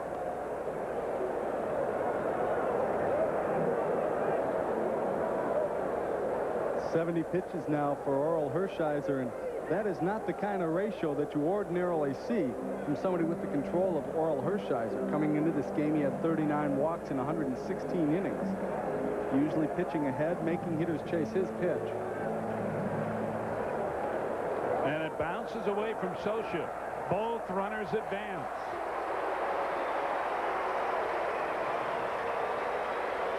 And Herhisher will be charged with a wild pitch. This will be his 5th wild pitch of the year, the breaking ball that Socha just can't keep in front of him. He does the proper job getting his body down to his knees to block the ball, but it squirts off to the side. So now 2 runners in scoring position. And the count, 1 ball and 2 strikes. And Lasorda talking to home plate umpire Joe West.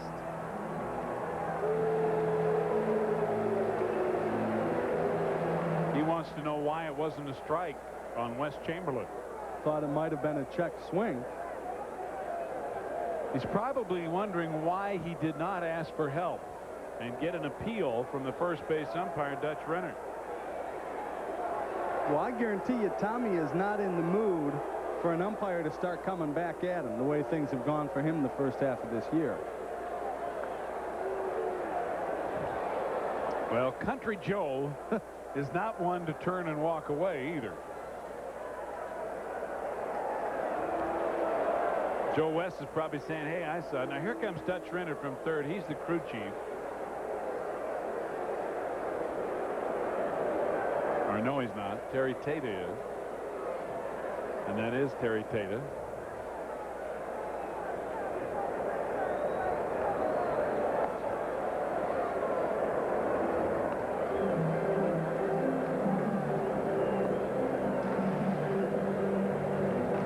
You have to give these guys an awful lot of credit because there are so many situations that come up and they've got so much to pay attention to. You ever sit down and read a rule book sometime? Yes, I have. It's not thrilling stuff. I'll tell you what. When you get through, you're not sure what you read. Well, Lasorda's battling for an out here. He wants an out in this situation. With 2 runners in scoring position, 2 runs in and nobody out in the inning. And the Philadelphia fans are trying to get Tommy to get back in the dugout, and let's get on with the game. And obviously, if he gets the check swing call and gets the strikeout, then they can set up a double play again. Let's look at it again.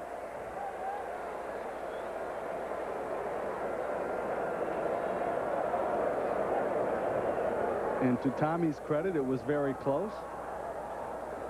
Chamberlain taking that hand off the bat in an effort to help himself a little bit.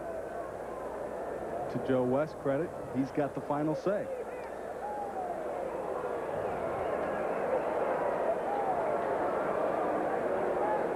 Of course, that appeal would go down to Dutch Renner at first base. So it's 1-2. The runner's advancing on that wild pitch.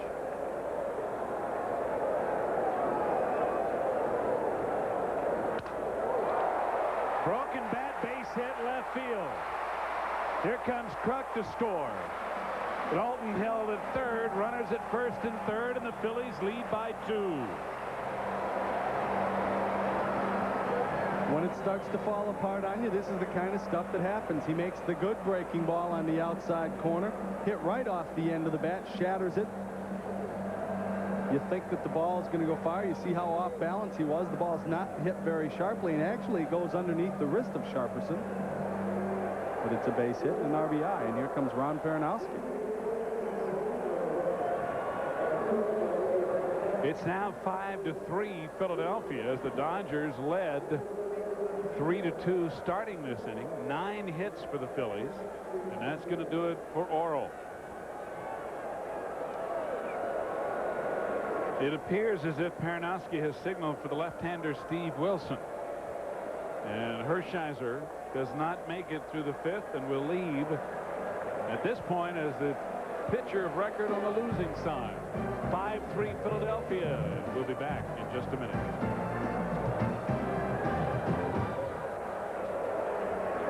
Orel Herhisher fails to record an out here in the 5th inning, giving up 3 runs so far and still responsible for the base runners at first and third. And Steve Wilson makes his 37th appearance of the season in relief. Well, one of the things that a number of the pitchers talked to me about today was how it was going to feel having the extra time off. Steve Wilson, for example, hasn't pitched since July 8th in one of those double headers that they had with Montreal. And he pitched very well, but he hasn't pitched now in 10 days. And for a reliever, that's a difficult thing to do, to try and keep your control and have that much time off when you're used to pitching once every 2 or 3 days. So we'll see how he fares against Mickey Morandini.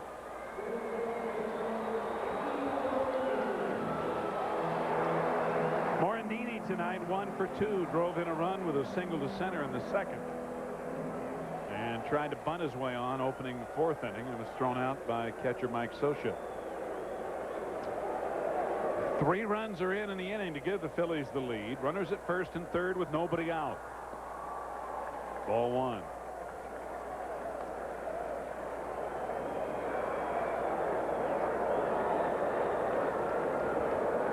Tough inning for Orel Herhisher, who realistically could have been out of the inning with a little support behind him. Started off bad with the error on Offerman, allowing Duncan aboard to open the inning. A strike to Morandini, 1-1.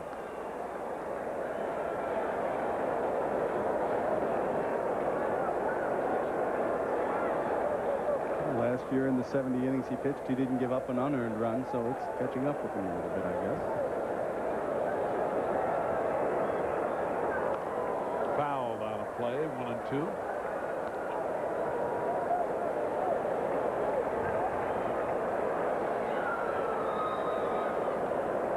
Dalton at 3rd and Chamberlain at 1st.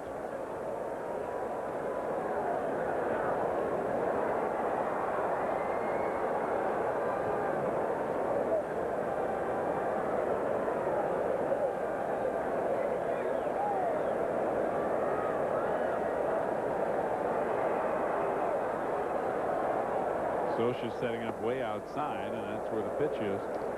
2-2. Morandini now hitting .266. He's done a pretty good job for the Phillies. And as you mentioned earlier, Larry, they've had an opportunity for a lot of guys to show what they can do.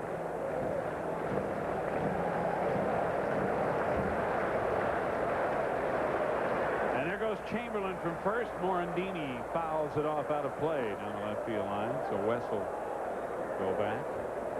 The count remaining 2-2.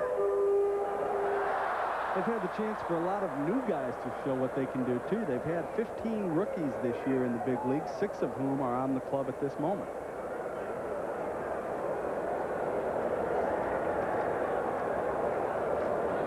I mean, it's one thing to have guys that have some big league experience and that are able to fill in and have been in that role before. It's something else to just bring kids up and throw them out there and say, here, have fun. You're going to learn here.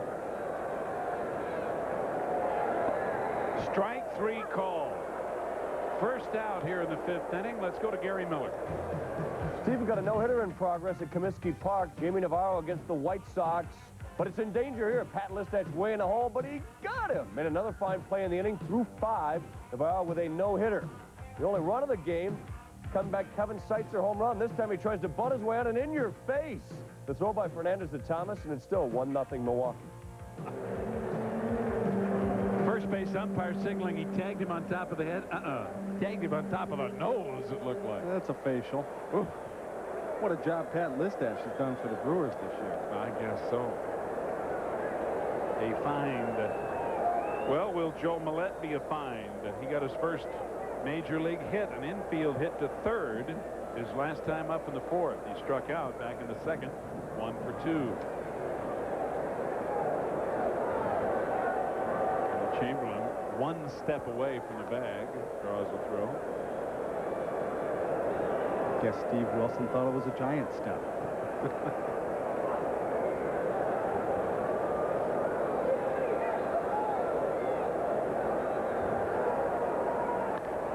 Sharply hit to 3rd. Sharperson to 2nd, on to 1st for the double play, and the inning is over. So Steve Wilson does the job with a strikeout and a double play, but 3 runs by Philadelphia give them a 5-3 lead. The Expos open the second half with a win. They're 5 games back in the East. Chris Nabholz facing Darren Jackson with a bullet with the man aboard. Denied by Larry Walker. Tried to double up McGriff, couldn't, but Nabholz still has the shutout going as the Padres come to bat in the 8th. We go back to the vets. Thank you, Gary. A guy who's winless since June 18th deserves to have a shutout going. He needs it. Right here, the Phillies have turned the game around with 3 runs in the bottom half of the 5th inning to take the lead 5-3. The Philly fanatic is entertained between innings. And we go to the 6th with Eric Karros leading it off for the Dodgers. Curt Schilling, the beneficiary of that 3-run 5th inning by the Phillies. Karros, Harris, and Scioscia for the Dodgers here in the 6th. Carroll's tonight 1 for 2. Outside, ball 1. He drove in a run. Actually drove in 2 runs in the first inning with a single to center, and ended the third by grounding into a double play. High fly ball down the right field line, slicing out of play. 1 ball, 1 strike. And Souvenir City.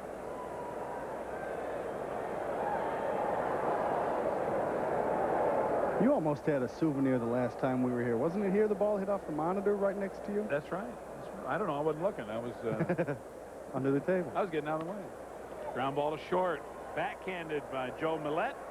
Long throw just in time. Millette has not only shown a good glove, but a strong arm. Well, you like to say that the kid knew who was running and realized that he had time, but he waited an awfully long time to backhand this ball, and I'm sure that Larry Boa or somebody will talk to him about it. Took a long time for that ball to get to him, but as you said, he had a strong arm on the play. Good control, too. Good throw. That's Renner making the call, and Lenny Harris, the hitter, 0 for 2. Big breaking ball for a strike. Harris is flied to center and grounded to the pitcher.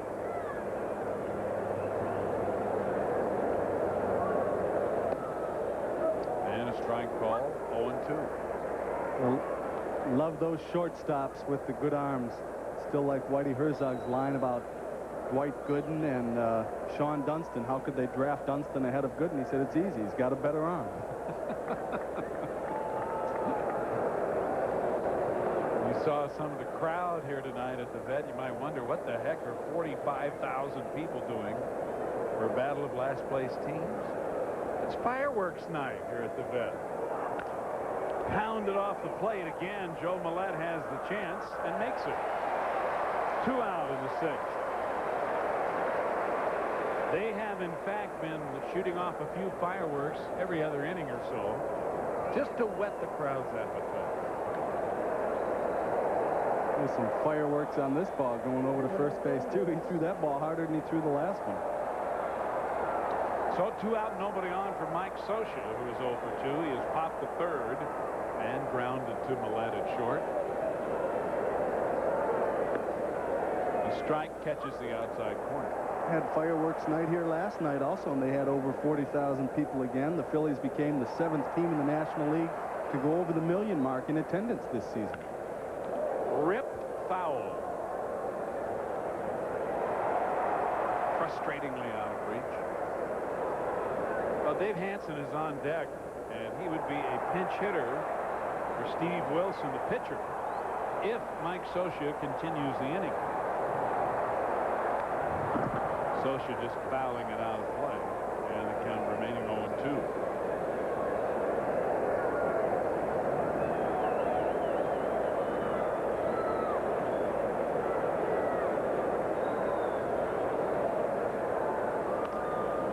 Popped up foul and out of play. Some of nature's fireworks starting to go off above the lights at the Vet now. The lightning. After he gets out of the first, Schilling settles down and becomes very consistent. 1 ball and 2 strikes. Danny Litweiler. Remember Danny Litweiler? Yes. Was a Philly for a while. He coached at Michigan State. Told me one time that to be successful in an inning, you should throw about 14.5 pitches per inning. That should be the average. It's that half a pitch that gets you in trouble, yeah. I tell you. Scioscia pounds one into the ground. Dave Hollins throws him out. And on 3 ground balls, the Dodgers go in order here in the 6th inning. Phillies still lead it by 2. At the bottom of the 6th inning here in Philadelphia, the Phillies coming back to take the lead 5-3 over the Dodgers. And pitcher Curt Schilling will lead it off. Steve Wilson working in relief of Orel Herhisher for the Dodgers. It'll be Schilling, and on the top of the order, Len Dykstra and Mariano Duncan.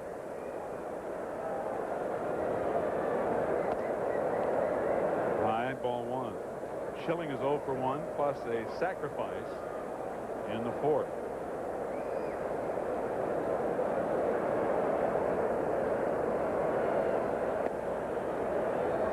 A tad low, I guess. 2-0. Looked pretty good.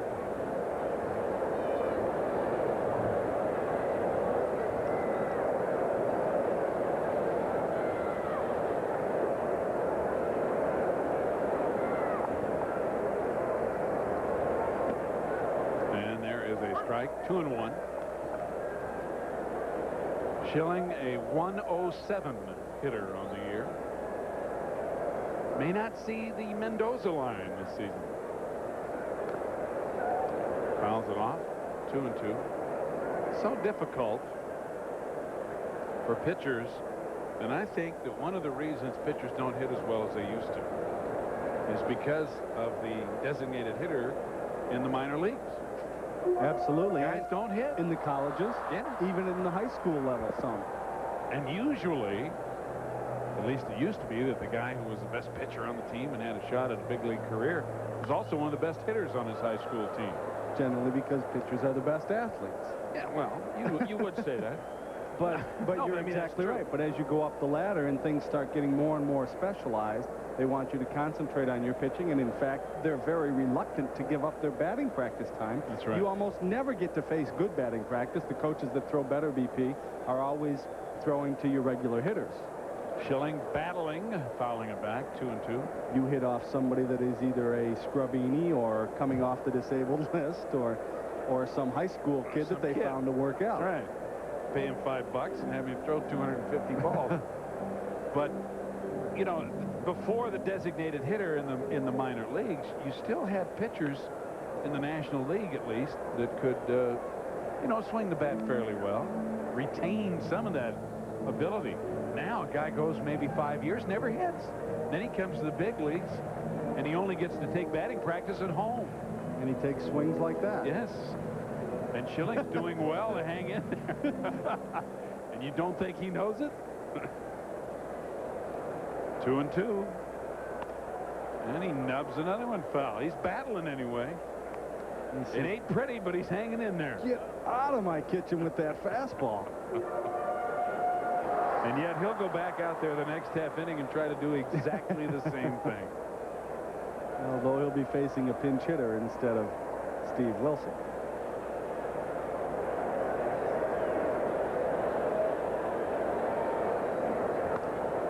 He fouls another one off.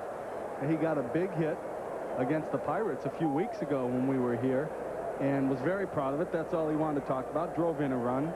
And in fact, I noticed in the newspaper today, he's still talking about the base hit that he got against the Pirates. Well, you contribute any way you can, right? He certainly has contributed, as we spoke earlier, of his mound work, both as a reliever and a starter. Just missed. Wilson thought he had him punched out of there, but it's 3-2. I thought he had him punched out. Well, all three pitches that were called balls in this at bat were pretty darn close. Wilson's probably saying to Joe West, hey, that's a pitcher up there hitting. And he fouls another one off. If nothing else, Schilling's getting popular with the crowd. He's passing out a bunch of souvenirs here.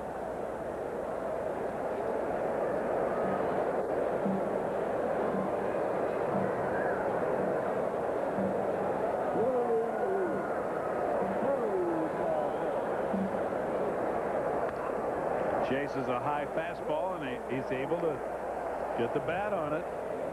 That pitch is out of the strike zone. He's kind of in a I'm swinging no matter where mode right now. Unless he locks me up, I'm swinging. Maybe Socha ought to set up behind him. Well, and then he laid off a pitch that missed by about 1/4 of an inch. Yeah, there's no figuring it out.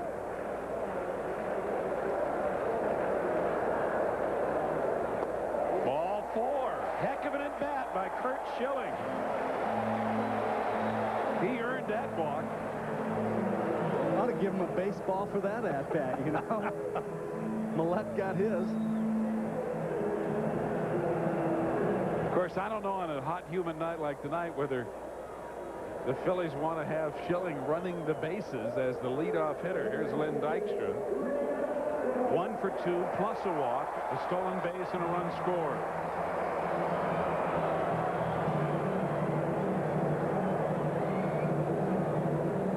Joe Amalfitano and Tommy Lasorda discussing things.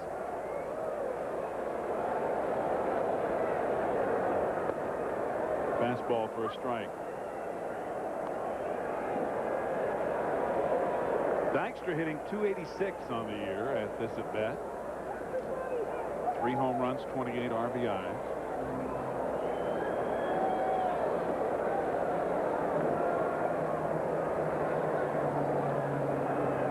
pickup by Socia. 1 ball, 1 strike. He does do that very well, doesn't he? He has the hands and the technique.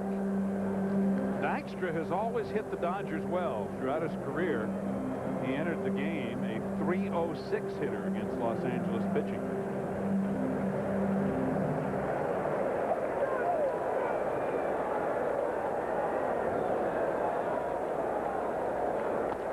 Lays off the high one. 2-1.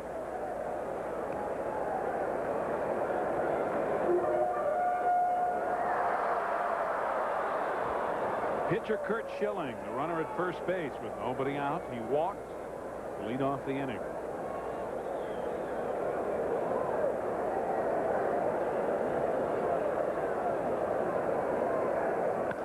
Dykstra hits it in the air to right field. Strawberry back. 1 away. And Schilling was only about 15 feet off the bag. Not going to waste any energy that he doesn't have to. Well, you sleep good after working on a night like tonight when you're the pitcher. This pitch was out of the strike zone high. Dykstra chased it, wasn't able to get on top of it, and lofted a routine fly ball to right field. Mariano Duncan, the hitter. He is 0 for 3, but he scored a run last inning after reaching on an error on the shortstop Offerman.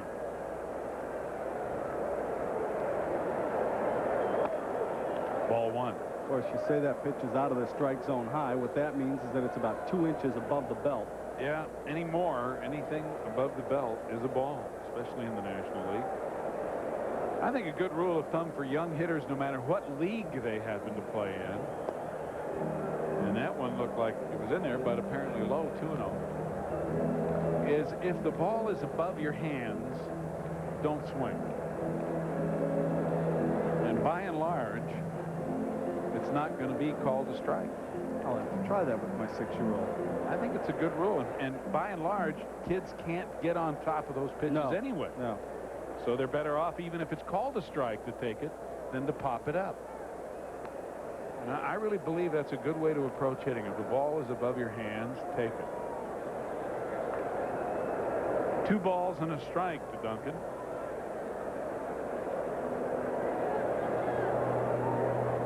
Carroll's playing some games with Schilling, who, of course, doesn't get on base down there all that often.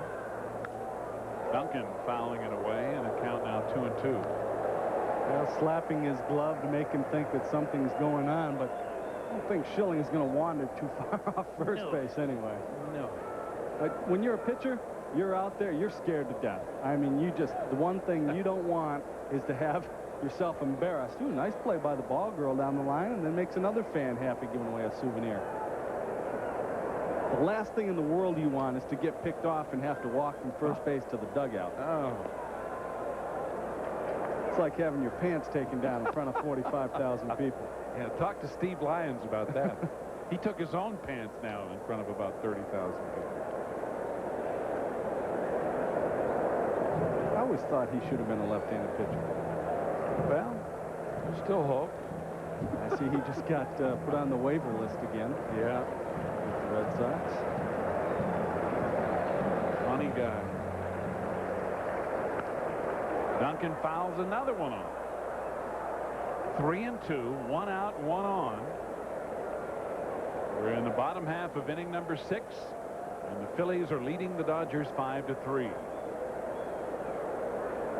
Have to be rubbing up some more baseballs here pretty soon. Tell me what, this has been not only fireworks night, but souvenir baseball night.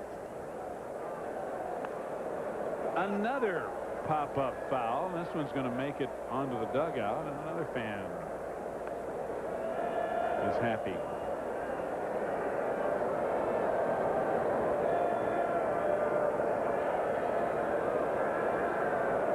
Of course, the home plate umpire is the umpire for the night who is in charge of rubbing the baseballs up with the Mississippi mud or the Delaware River mud or whatever it is that they use.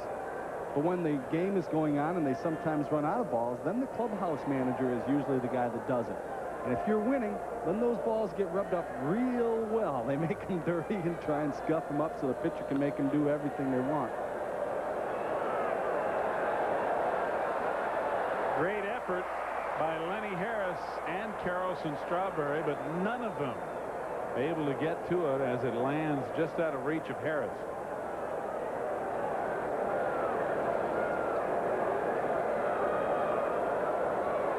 Good hustle by all three of them. Lenny was the closest, but you can see that he heard footsteps just a little bit. Now look at that fan. You think that fan cared about helping Lenny Harris avoid injury? No, he wants that $5 baseball. Harris can go sprawling for all he cares.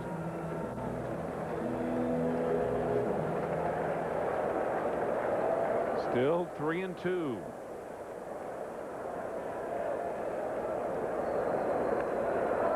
Foul back again.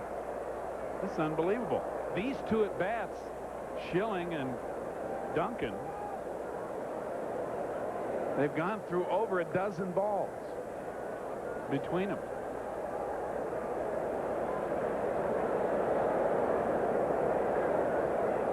And I believe they're about $52 a dozen these days. Sharply hit up the middle and right through Lenny Harris. Butler hustling and throwing to third. Safe.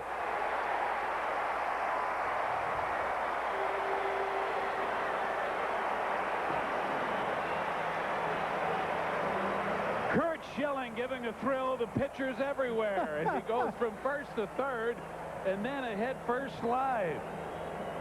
Well, Schilling has a vapor lock and thinks he's Lou Brock. Any kind of throw, and he's out easily at third base. The throw is off the line, up the third baseline. And Schilling makes it. Not very smart base running. Poorest defense again by the Los Angeles Dodgers. Routine double play ball. It stays down on Lenny Harris. Give him a little credit. That ball hit the seam and stayed down on him. The seam of the dirt and the AstroTurf. Any kind of throw, and Schilling's out at third. Now you got your pitcher all running around dirty and sweaty and everything else. He's going to have to go back out there. Look for some action in the Phillies bullpen before long. And Dave Hollins, who is 2 for 3 plus a line out, is going to be walked intentionally. You see the Dodgers total now 89 errors to lead the big leagues. And this will load the bases with 1 out. Duncan reaches on an error for the 2nd inning in a row. And Tommy Lasorda, almost as if he's in shock, but he has seen this all too often before. Give a little credit, too, to Mariano Duncan for hustling to second base on Butler's throw to third. Good base running by Duncan, who had the play in front of him. So the bases are loaded for John Kruk.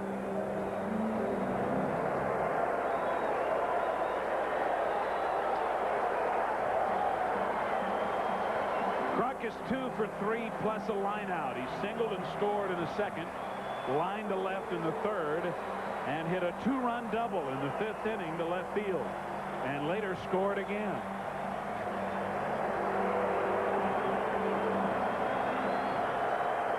The Phillies leading by 2 and threatening yet again with 1 out here in the 6th.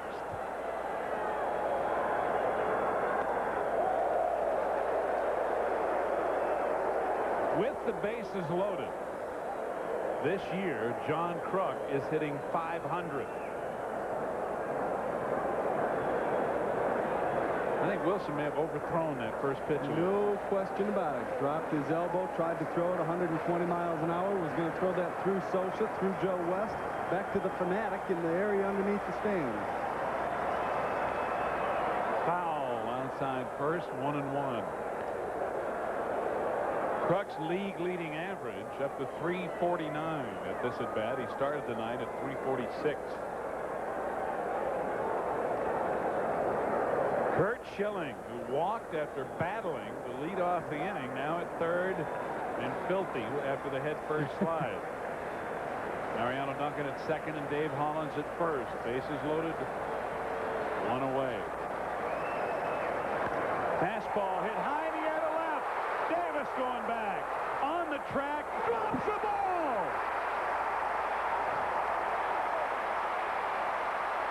Two runs are in.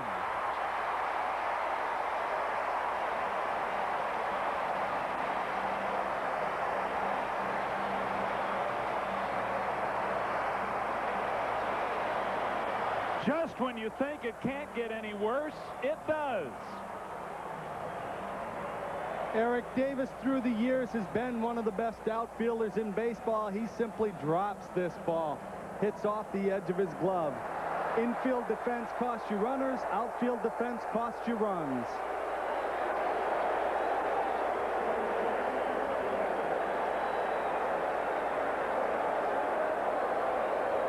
Here it is again. Boy, you have to wonder how plays like that happen. But having been out there, you can identify with it a little bit. It's not as easy as it looks, but that ball has got to be caught. He got himself turned around a little bit and was aware of where the wall was. But you're supposed to use the inside of the glove, not the outside. 90 errors on the year, 3 in the game, 2 in this inning that have contributed to 2 more runs for the Phillies. Darren Dalton, the hitter, and the fastball for a strike makes it 0-2.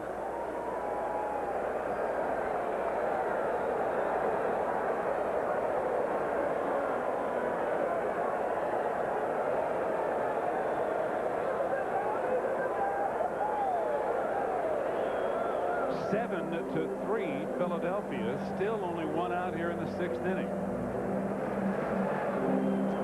Well, Jaime Navarro's pitching a no-hitter at Comiskey Park in the top of the 8th inning. The Brewers are still leading 1-0. So let's go to Chicago for a report on the no-hitter in progress. We'll be back here. Navarro's pitch is up high, 2 balls and no strikes. Let's check the Miller High Life National League scoreboard. Phillies lead the Dodgers 5-3 in the 6th. Montreal a 2-0 lead over San Diego in the 8th. Cincinnati pounding St. Louis 7-1 in the 6th. Fouled away by Newsom, 2-1. New York 1, San Francisco nothing in the 7th inning.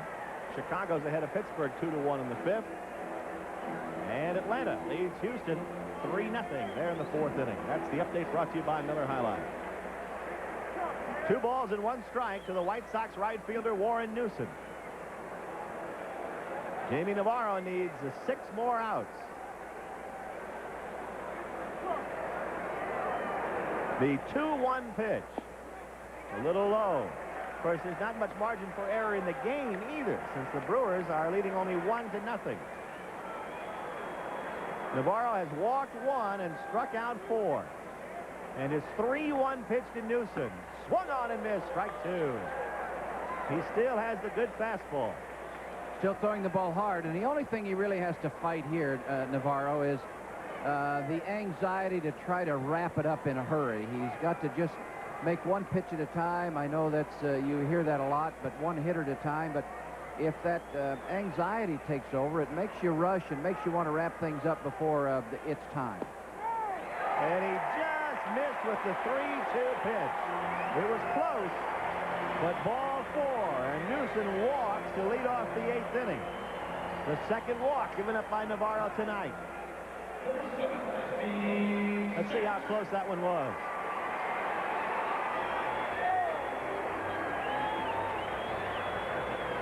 Here is the pitch from Navarro. A fastball and awfully close. Ball caught well by Surhoff. Steve Sachs is 0 for 2. Navarro looks at first. There goes Newson. Swung on and missed. B.J. throw to Listaz. Too late.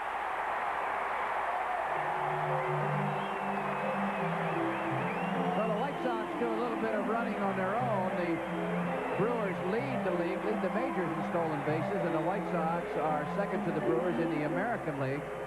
So they do some running too. You see Surhoff coming out very slowly. Did not get the ball and come out and throw, and that took it away from him. Watch his footwork there. Did not get the ball in the air very quickly.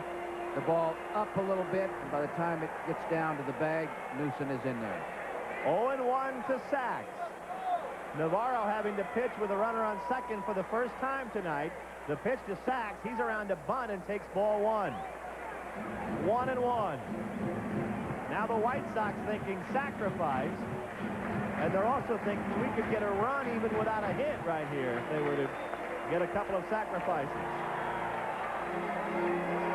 1 ball and 1 strike to Steve Sachs. Jamie Navarro comes back 1-1, and it's bunted foul. 1-2.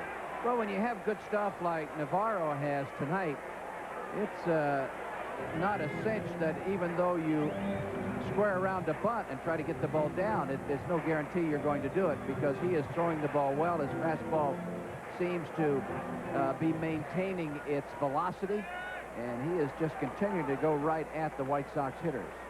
Jesse Orozco and Darren Holmes up in the bullpen. 1-2 to Steve Sachs. Navarro has 4 strikeouts tonight. And he backs off the mound.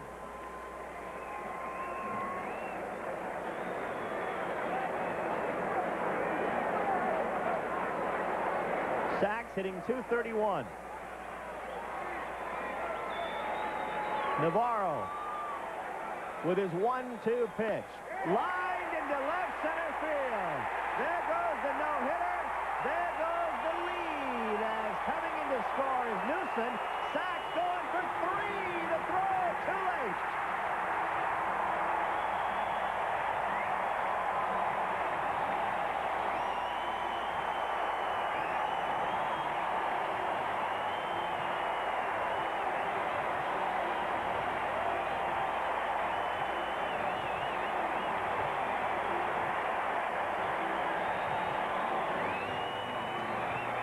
Here's that fastball that he's been throwing, and he got one right over the heart of the plate. Sachs drills it to left center field. Going to wind up against that fence before Vonnie can catch up with it. There's Newsom scoring. And here's the relay. You saw Listash having trouble getting the ball out of his glove. Misses Seitzer at third when he relays it. There's a little hesitation. And a good thing Jamie Navarro was there to back up as he fielded the ball on the fly. And now Billy Castro. Jamie Navarro had given up just 1 walk before that. Might have gotten squeezed in the Newsom call. Now he's fighting for a victory. It's 1-all. We'll get you back to your game and keep you posted on the Brewers after this. Philadelphia, Steve Zabriskie and Lary Sorensen with you, where the Dodgers have made 3 errors in this inning.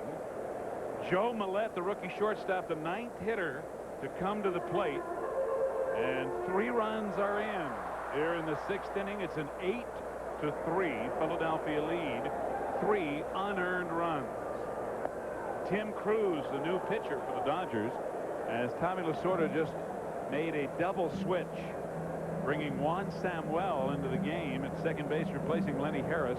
Samuel will bat 9th, and Tim Cruz will bat 7th. Harris a spot in the batting order.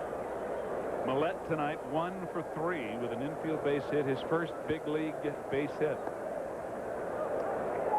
1 ball and 2 strikes. The inning started with a walk to the pitcher Curt Schilling, who battled and battled and battled. After 1 out, Duncan reached on an error on Harris. Hollins was walked intentionally. Eric Davis dropped John Kruk's fly ball that allowed 2 runs to score. Joe Millette out on strikes, and the inning is finally over. And then on a routine ground ball, the first baseman Karros made a bad throw to the pitcher covering, and yet another run scored. 4 errors in the game for the Dodgers, who lead the major leagues in that department. You got that right, Gary. Well, Navarro goes from a no-hitter to a deficit, which is really losing it. Juan Samuel hitting for the first time takes a strike. Curt Schilling not only ran the bases, but he's been out of there, as that was a long inning with the Phillies batting around with the help of the 3 errors in the inning. Samuel with a shot. Schilling got a piece of it, and Morandini throws out Juan Samuel for out number 1. You don't think Schilling cooled off too much in between innings, though, for long inning there? No. No chance to get tight tonight. A nice deflection and saves this ball from being a base hit up the middle. Do you get the feeling, looking at the dirt on Curt Schilling, that he's the kind of guy that loves that look?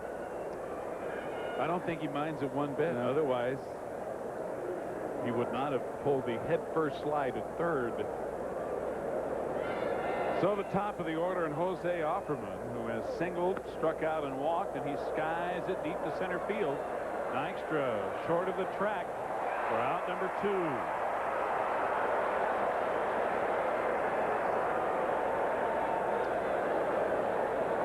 Steve Schilling was one of the guys that was saying, I haven't pitched in 8 days, and I'm not really sure how to handle it. He said, I threw in between starts and everything else. He said, but I've only had 15 starts in the big leagues. I was a starter most of my minor league career, but I'm really learning at this level. He said, one thing I found out is until you make the mistakes here, you don't really realize what a mistake it is. And he said, I'm still learning, still getting my feet wet that way, and it's the only way to do it. It's a tough way to do it, but it's probably the best way to do it. Brett Butler takes a strike. Butler tonight 1 for 1, and it's another bunt base hit, and on either side of that, 2 sacrifices. So here's a guy who hasn't gotten the ball out of the infield, and yet he's having a good night. Batting 1,000 tonight. Although we did dispute one of the sacrifices. Yeah. We felt that it was a bunt for a base hit.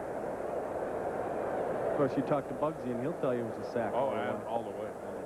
His reputation preceded him a little there, I think.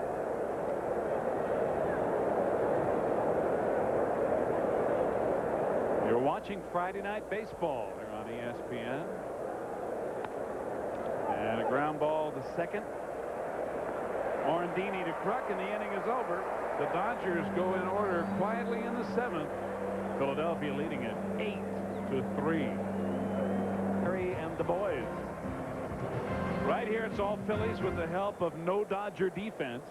Tim Cruz, the 3rd pitcher of the night for the Dodgers, and Curt Schilling, who led off that eventful 6th inning, is leading off again. Dave Hansen into the game, and he is the new 3rd baseman for the Dodgers, replacing Mike Sharperson.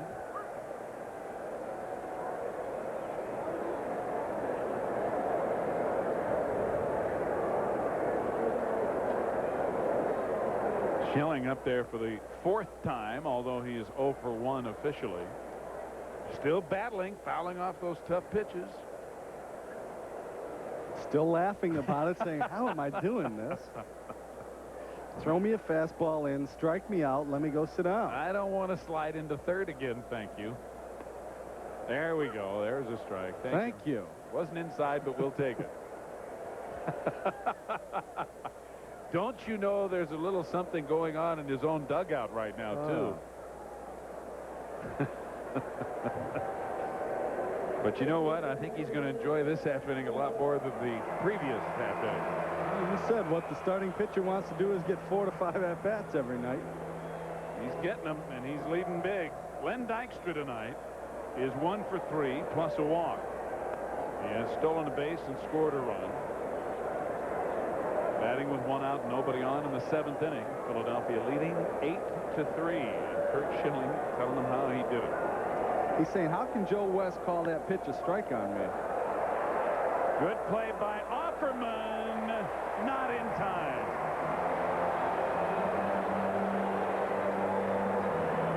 Dykstra beats it out for a 1-out infield single, his 2nd hit of the night.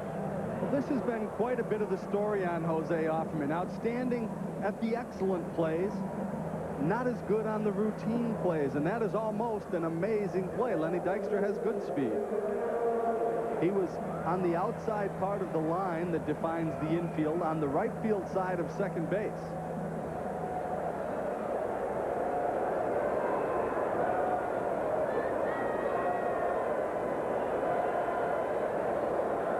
Mariano Duncan fouls it hard into the seats. I hope they were watching.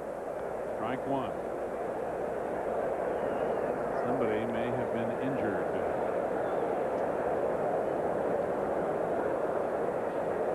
The young man there. He must be all right because they're laughing about it. Boy, I hope so. If you're not watching and those foul balls come in there in a hurry, it could be in big trouble.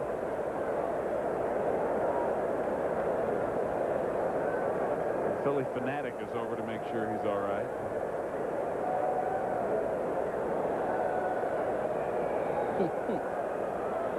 He's the best. David Raymond. That'll be the best mascot in the game. Duncan takes just outside. 1 Ball, 1 strike. He and Don Zimmer used to have the greatest routines with each other. The gerbil and the fanatic. Unbelievable. Popeye, what a great baseball man he is. Understand he's ready to retire when the season ends. He has said that he's going to stay in Florida year-round and fish and play golf and enjoy life. Baseball will miss him. Don Zimmer has always been proud of the fact that throughout his entire life, I don't know that he has ever earned a dollar outside of baseball. His whole career has been in the game. His entire life's income has come from the game.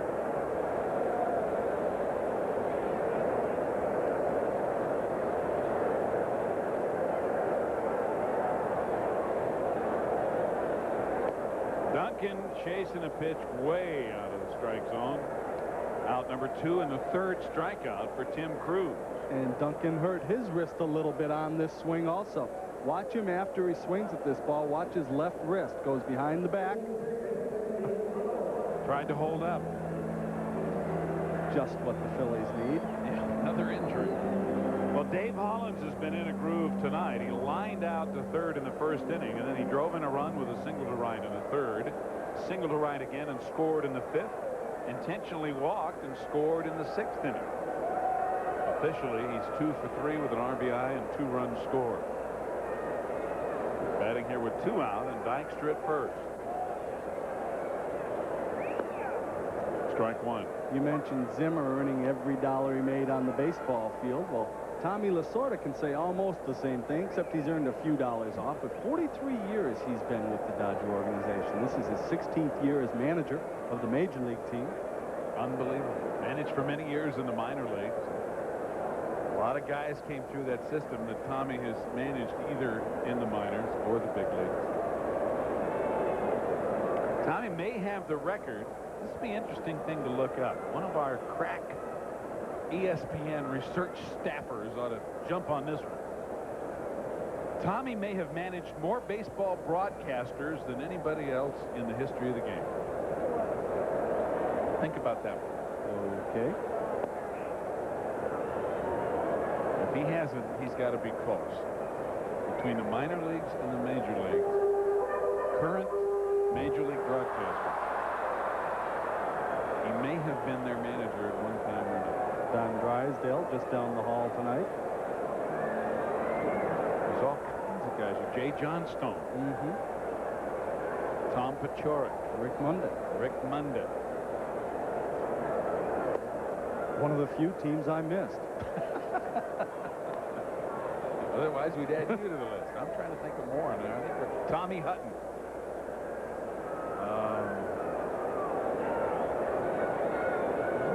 Gotta be. Relatively speaking, you're quite a... Well, maybe next week we'll have that answer. 2-1 to Hollins.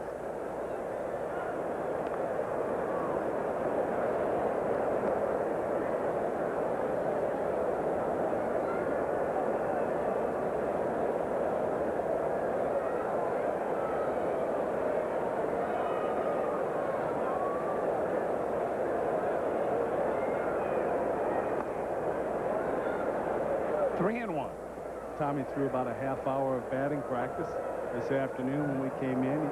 Non-stop commentary to go with it. That's right. He's the only batting practice pitcher that talks to the hitters the entire time he's throwing. In Spanish, in English. Yeah, or he talks to people around the batting cage. Doesn't he have to be the hitter he's talking to?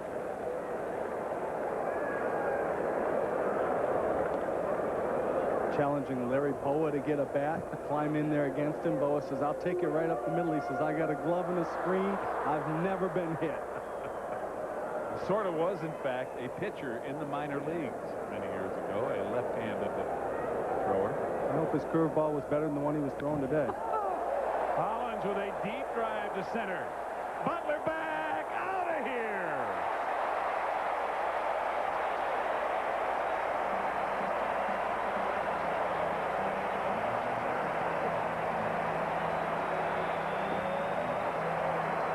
A big night for Dave Hollins, his 3rd hit of the night.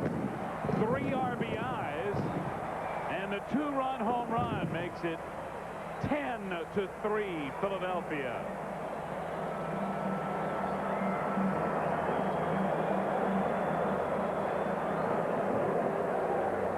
A night the Dodgers wish they could take over. A fastball that doesn't get away from him. Cruz knew it.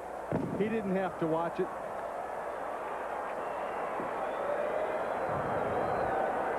Well struck and well over the 408 sign in center. Here's John Kruk.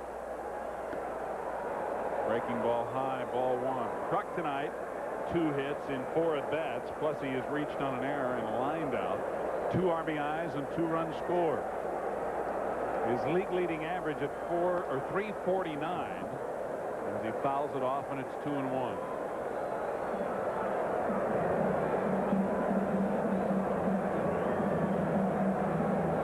The intense one, Dave Holland, his 12th home run of the year, and tonight his 3 RBIs give him 45. Kruk with a drive to left field. Eric Davis there, and he catches it. Mock cheers for Davis. The Dodgers are getting beat up and helping their own cause. Budweiser, the king of beers, takes us back to Comiskey. We showed you Jamie Navarro losing his shutout and the lead. Then in the top of the 9th off Alex Fernandez, he hangs a curveball, and Kevin Seitzer homers off him for the 2nd time in the game. They've gone to the bottom of the 9th, now tied at 2. It was 1-1 in the Metrodome. Carl Willis facing Wade Boggs, who slices a single up the middle to score Zupsick. The Red Sox have taken a 2-1 lead for Frank Viola as we take you back to the vet. Thank you, Gary. Right here, it has not been pretty. 5 errors in the game, 4 of them by the Dodgers. And those 4 leading to big runs as Dave Hansen bats for the first time, hitting .233 and grounds out on the first pitch to Morandini. Brett Butler had a pretty good line before the game. We were talking about their defense, and he said, I don't care if you've got Gibson, Koufax, and Drysdale in your rotation. If you give up 4 or 5 outs an inning often enough, you're going to get beat. And that is the truth. Curt Schilling has gone all the way for the Phillies. Darryl Strawberry, the hitter. And Strawberry hitting the first pitch. I don't think he can throw him out. Nope. Morandini with a fine play. And again, playing Strawberry in short right center field. But Darryl aboard with his 2nd hit of the night. You got to love the effort by the 2 middle infielders for the Phillies tonight, Morandini and Millette. This ball seemed like it was hit sharply. Might have been a little off the end of the bat. Morandini gets over. Extends. Look how far he is on that outfield grass, an outfield turf on the other side of the line. Still makes a decent throw. Well, Darrell's going to come out of the game for a pinch runner. Tom Goodwin will go in to run for Strawberry, and Darrell will get the rest of the night off. And the hitter will be Eric Davis. Strawberry's still very concerned about his back. He said he undergoes about a half hour of therapy and stretching and various other exercises before the game every day. And he said, we're going to see how it turns out, see if I hurt it anymore, and possibly at the end of the year they might have to go in and see exactly how bad it is and whether there's anything they can do to it. Yeah, I was talking to Darrell, and he said, I'd like to avoid surgery at all costs. So he has made up his mind he's going to do the therapy and everything else they ask him to do in an effort to not have to go under the knife. Eric Davis tonight, 0 for 2 plus a walk. Strike 1. Or strike 2, rather. 1 ball, 2 strikes. It was Davis that fouled off the first pitch.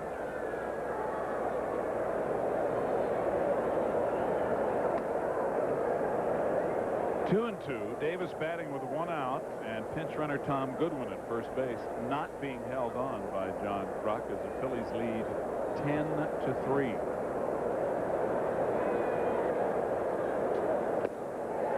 Davis down on strikes.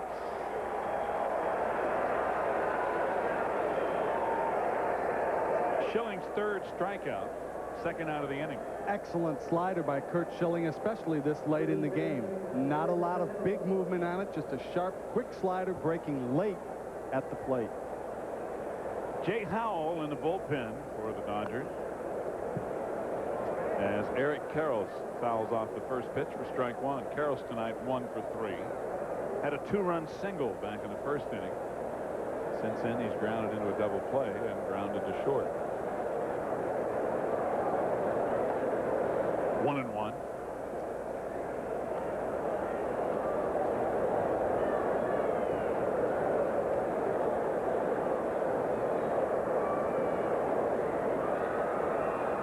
You have to give everybody a little bit of work to try to keep them sharp.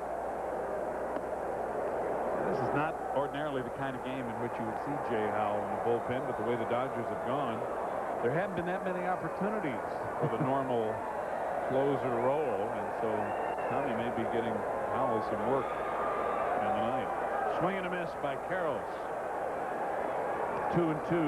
Todd Benzinger is on deck. He would be the pinch hitter for the pitcher Tim Cruz if Karros keeps the inning going. 2-2 with 2 out. Fouled off.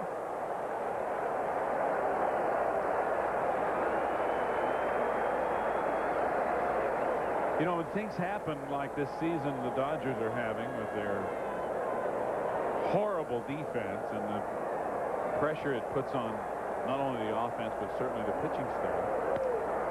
There's a drive to right field. Chamberlain will have to play it on a hop. Runners at first and second with 2 out, and Benzinger will in fact bat.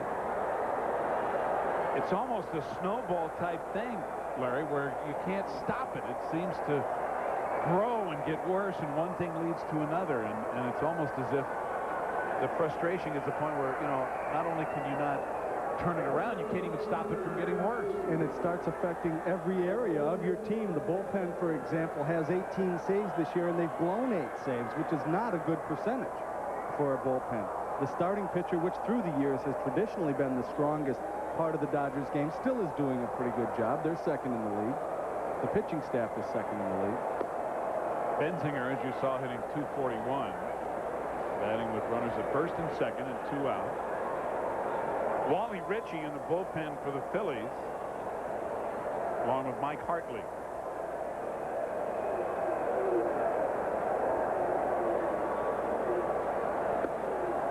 Swing and a miss, and Schilling still seems to have something going, even though he ran around the bases, had a head-first slide, and been hot and humid, and he's thrown a lot of pitches, but he has a 10-3 lead here in the 8th inning. It always makes you a little bit stronger. A roller to first as Benzinger got jammed. John Kruk will take it, and the inning is over. 2 hits and 2 left here in the 8th. The Phillies go to the bottom of the 8th with a comfortable 7-run lead. Jay Howell will in fact get some work for the Dodgers here in the 8th inning. Why not? Dodgers are down 10-3. And Howell has worked only 21 innings this year. This is his 19th appearance. His record 0-0 with a 1.29 sparkling ERA. So by and large, he's pitched well when he's been in there. He does not have a save. That's probably the most amazing statistic. He was on the disabled list until May 17th. His last save, in fact, was on October the 6th last year, the last game of the 1991 season against San Francisco.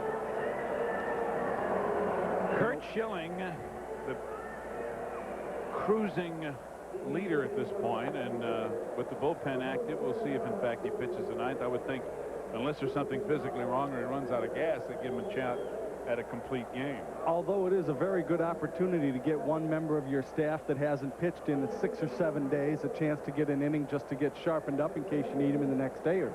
This is true. And you have to manage for the whole season, not just one game.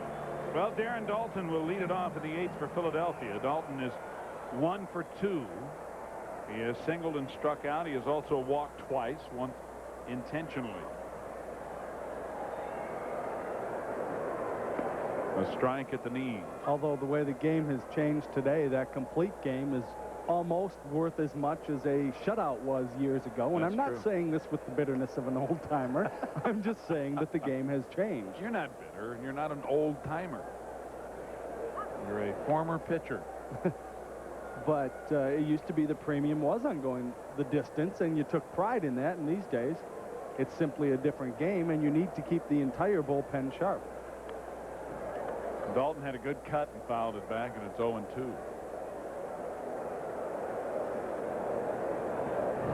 And as a starter, you realize that because you might want that reliever to come in and bail you out in your next start. Yeah, that's true.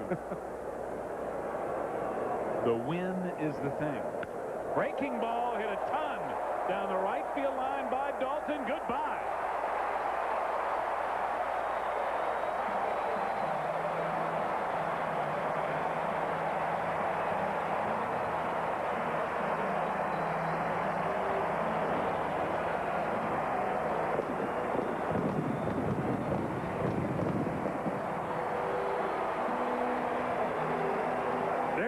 With his 14th home run and 60th RBI of the year, and it is 11-3 Philadelphia.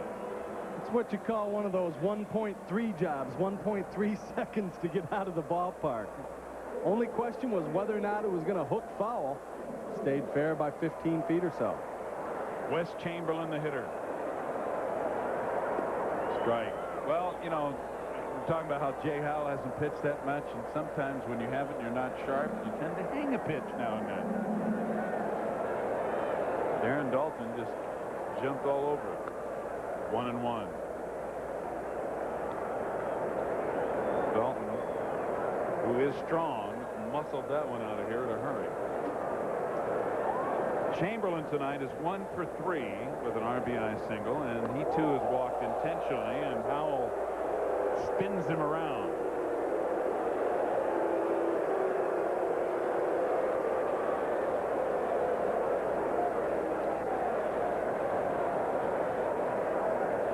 Certainly will keep you from digging in on the next one. You saw Socha setting up outside. Looked like it was just an off-speed pitch that got away from him. Yeah, you don't buzz somebody with a breaking ball. No. And Chamberlain comes right back and singles to center. Butler up with it. And Wes has his second hit of the night. The Phillies aren't finished yet.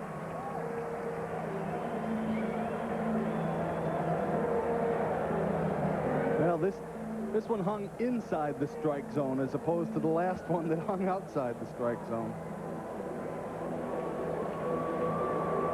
2 hitters, 2 hits, and a run in here in the 8th. And Mickey Morandini, the batter, he is 1 for 4. He had an RBI base hit in the 2nd inning. He also has been thrown out trying to bunt his way on, struck out looking, and then reached on an error in the 6th inning. But then who didn't reach on an error in the 6th inning? The Dodgers made 3 in that inning and have made 4 in the game, and all have led to runs.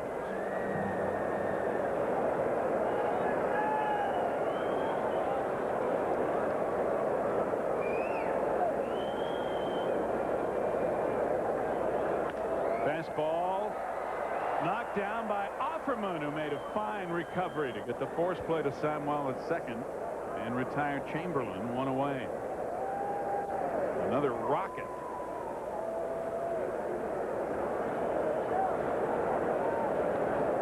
A reminder that this copyrighted telecast is presented by the authority of Major League Baseball, and it may not be reproduced or retransmitted in any form without what? The express written consent of Major League Baseball. Thank you, sir. Joe Millette with shot to third, and Samuel double clutching a little bit as Morandini was right on top of him. But they record the 2nd out of the inning on the force play at second. Juan Samuel showing great athletic ability coming down with that ball. On the double clutch, he gets taken out pretty well by Morandini, holds it up and then lets it go. Just a little bit late. Samuel, the target of more of the trade rumors surrounding the Dodgers. Yeah, I was talking to Sammy before the game, and he, of course, played a number of years here in Philadelphia. And I said, are you going to be leaving town with the ball club or staying here? He said, I don't know. He says, I still have a home here. When they broke for the All-Star break, he said, well, I see you guys in Japan. And Jim Gott said, do you have your passport current? He told me today, he says, I got to go get a visa. He says, I don't know what's going to happen. 91 errors for the Dodgers now.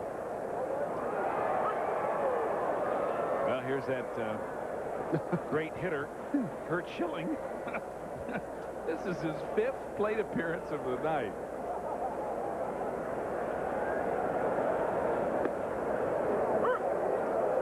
Well, he has struck out his last 2 times up, and the inning is over. But a run in, another one on Darren Daulton's leadoff home run.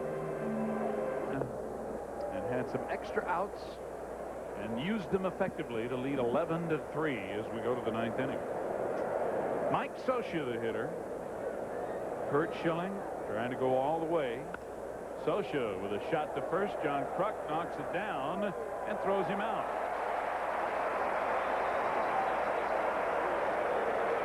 And John will not exactly bounce up, but he did pounce on that ball. Jim Fregosi holding his breath in the dugout, hoping that Kruk didn't jam his thumb or his hand. This ball was very well hit. A nice play to catch it, makes a decent throw. Schilling displays some fine footwork at first base. Told you pitchers are good athletes. Lucky he didn't jam his ankle. The way the Phillies year is gone. Juan Samuel batting for the 2nd time takes a breaking ball for a strike. Sammy leading off the 7th inning, grounded to 2nd. A reminder, Paul Olden and John Stearns are standing by in Oakland, and we'll be going to Game 2 of our Friday night doubleheader out there in the Oakland Alameda Coliseum, all the way to the left coast as soon as we're through here. Coast to coast baseball. I love it. Samuel does not go after the high pitch again. 1-2. He will chase that low pitch, though, when you get ahead of him in the count. Throw a slider in the dirt, and he's been known to chase him. Swung one out of the strike zone. Daulton pounces on it and throws him out. 2 away in the 9th. Good play by Darren. He's worked a little tonight, too. That gear on. He and Scioscia blocking balls in the dirt. Handling a lot of pitches. So 2 out and nobody on for Jose Offerman. 1 for 3 plus a walk. He scored a run after singling in the 1st inning. Ball 1.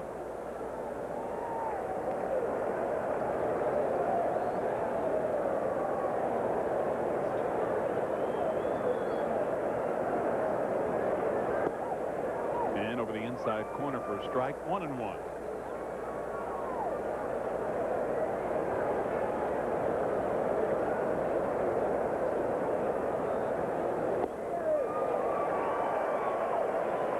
And Schilling 1 strike away from a complete game. It would be his 3rd complete game of the year.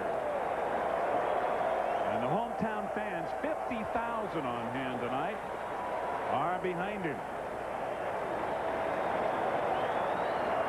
And time called just as he was about ready to deliver.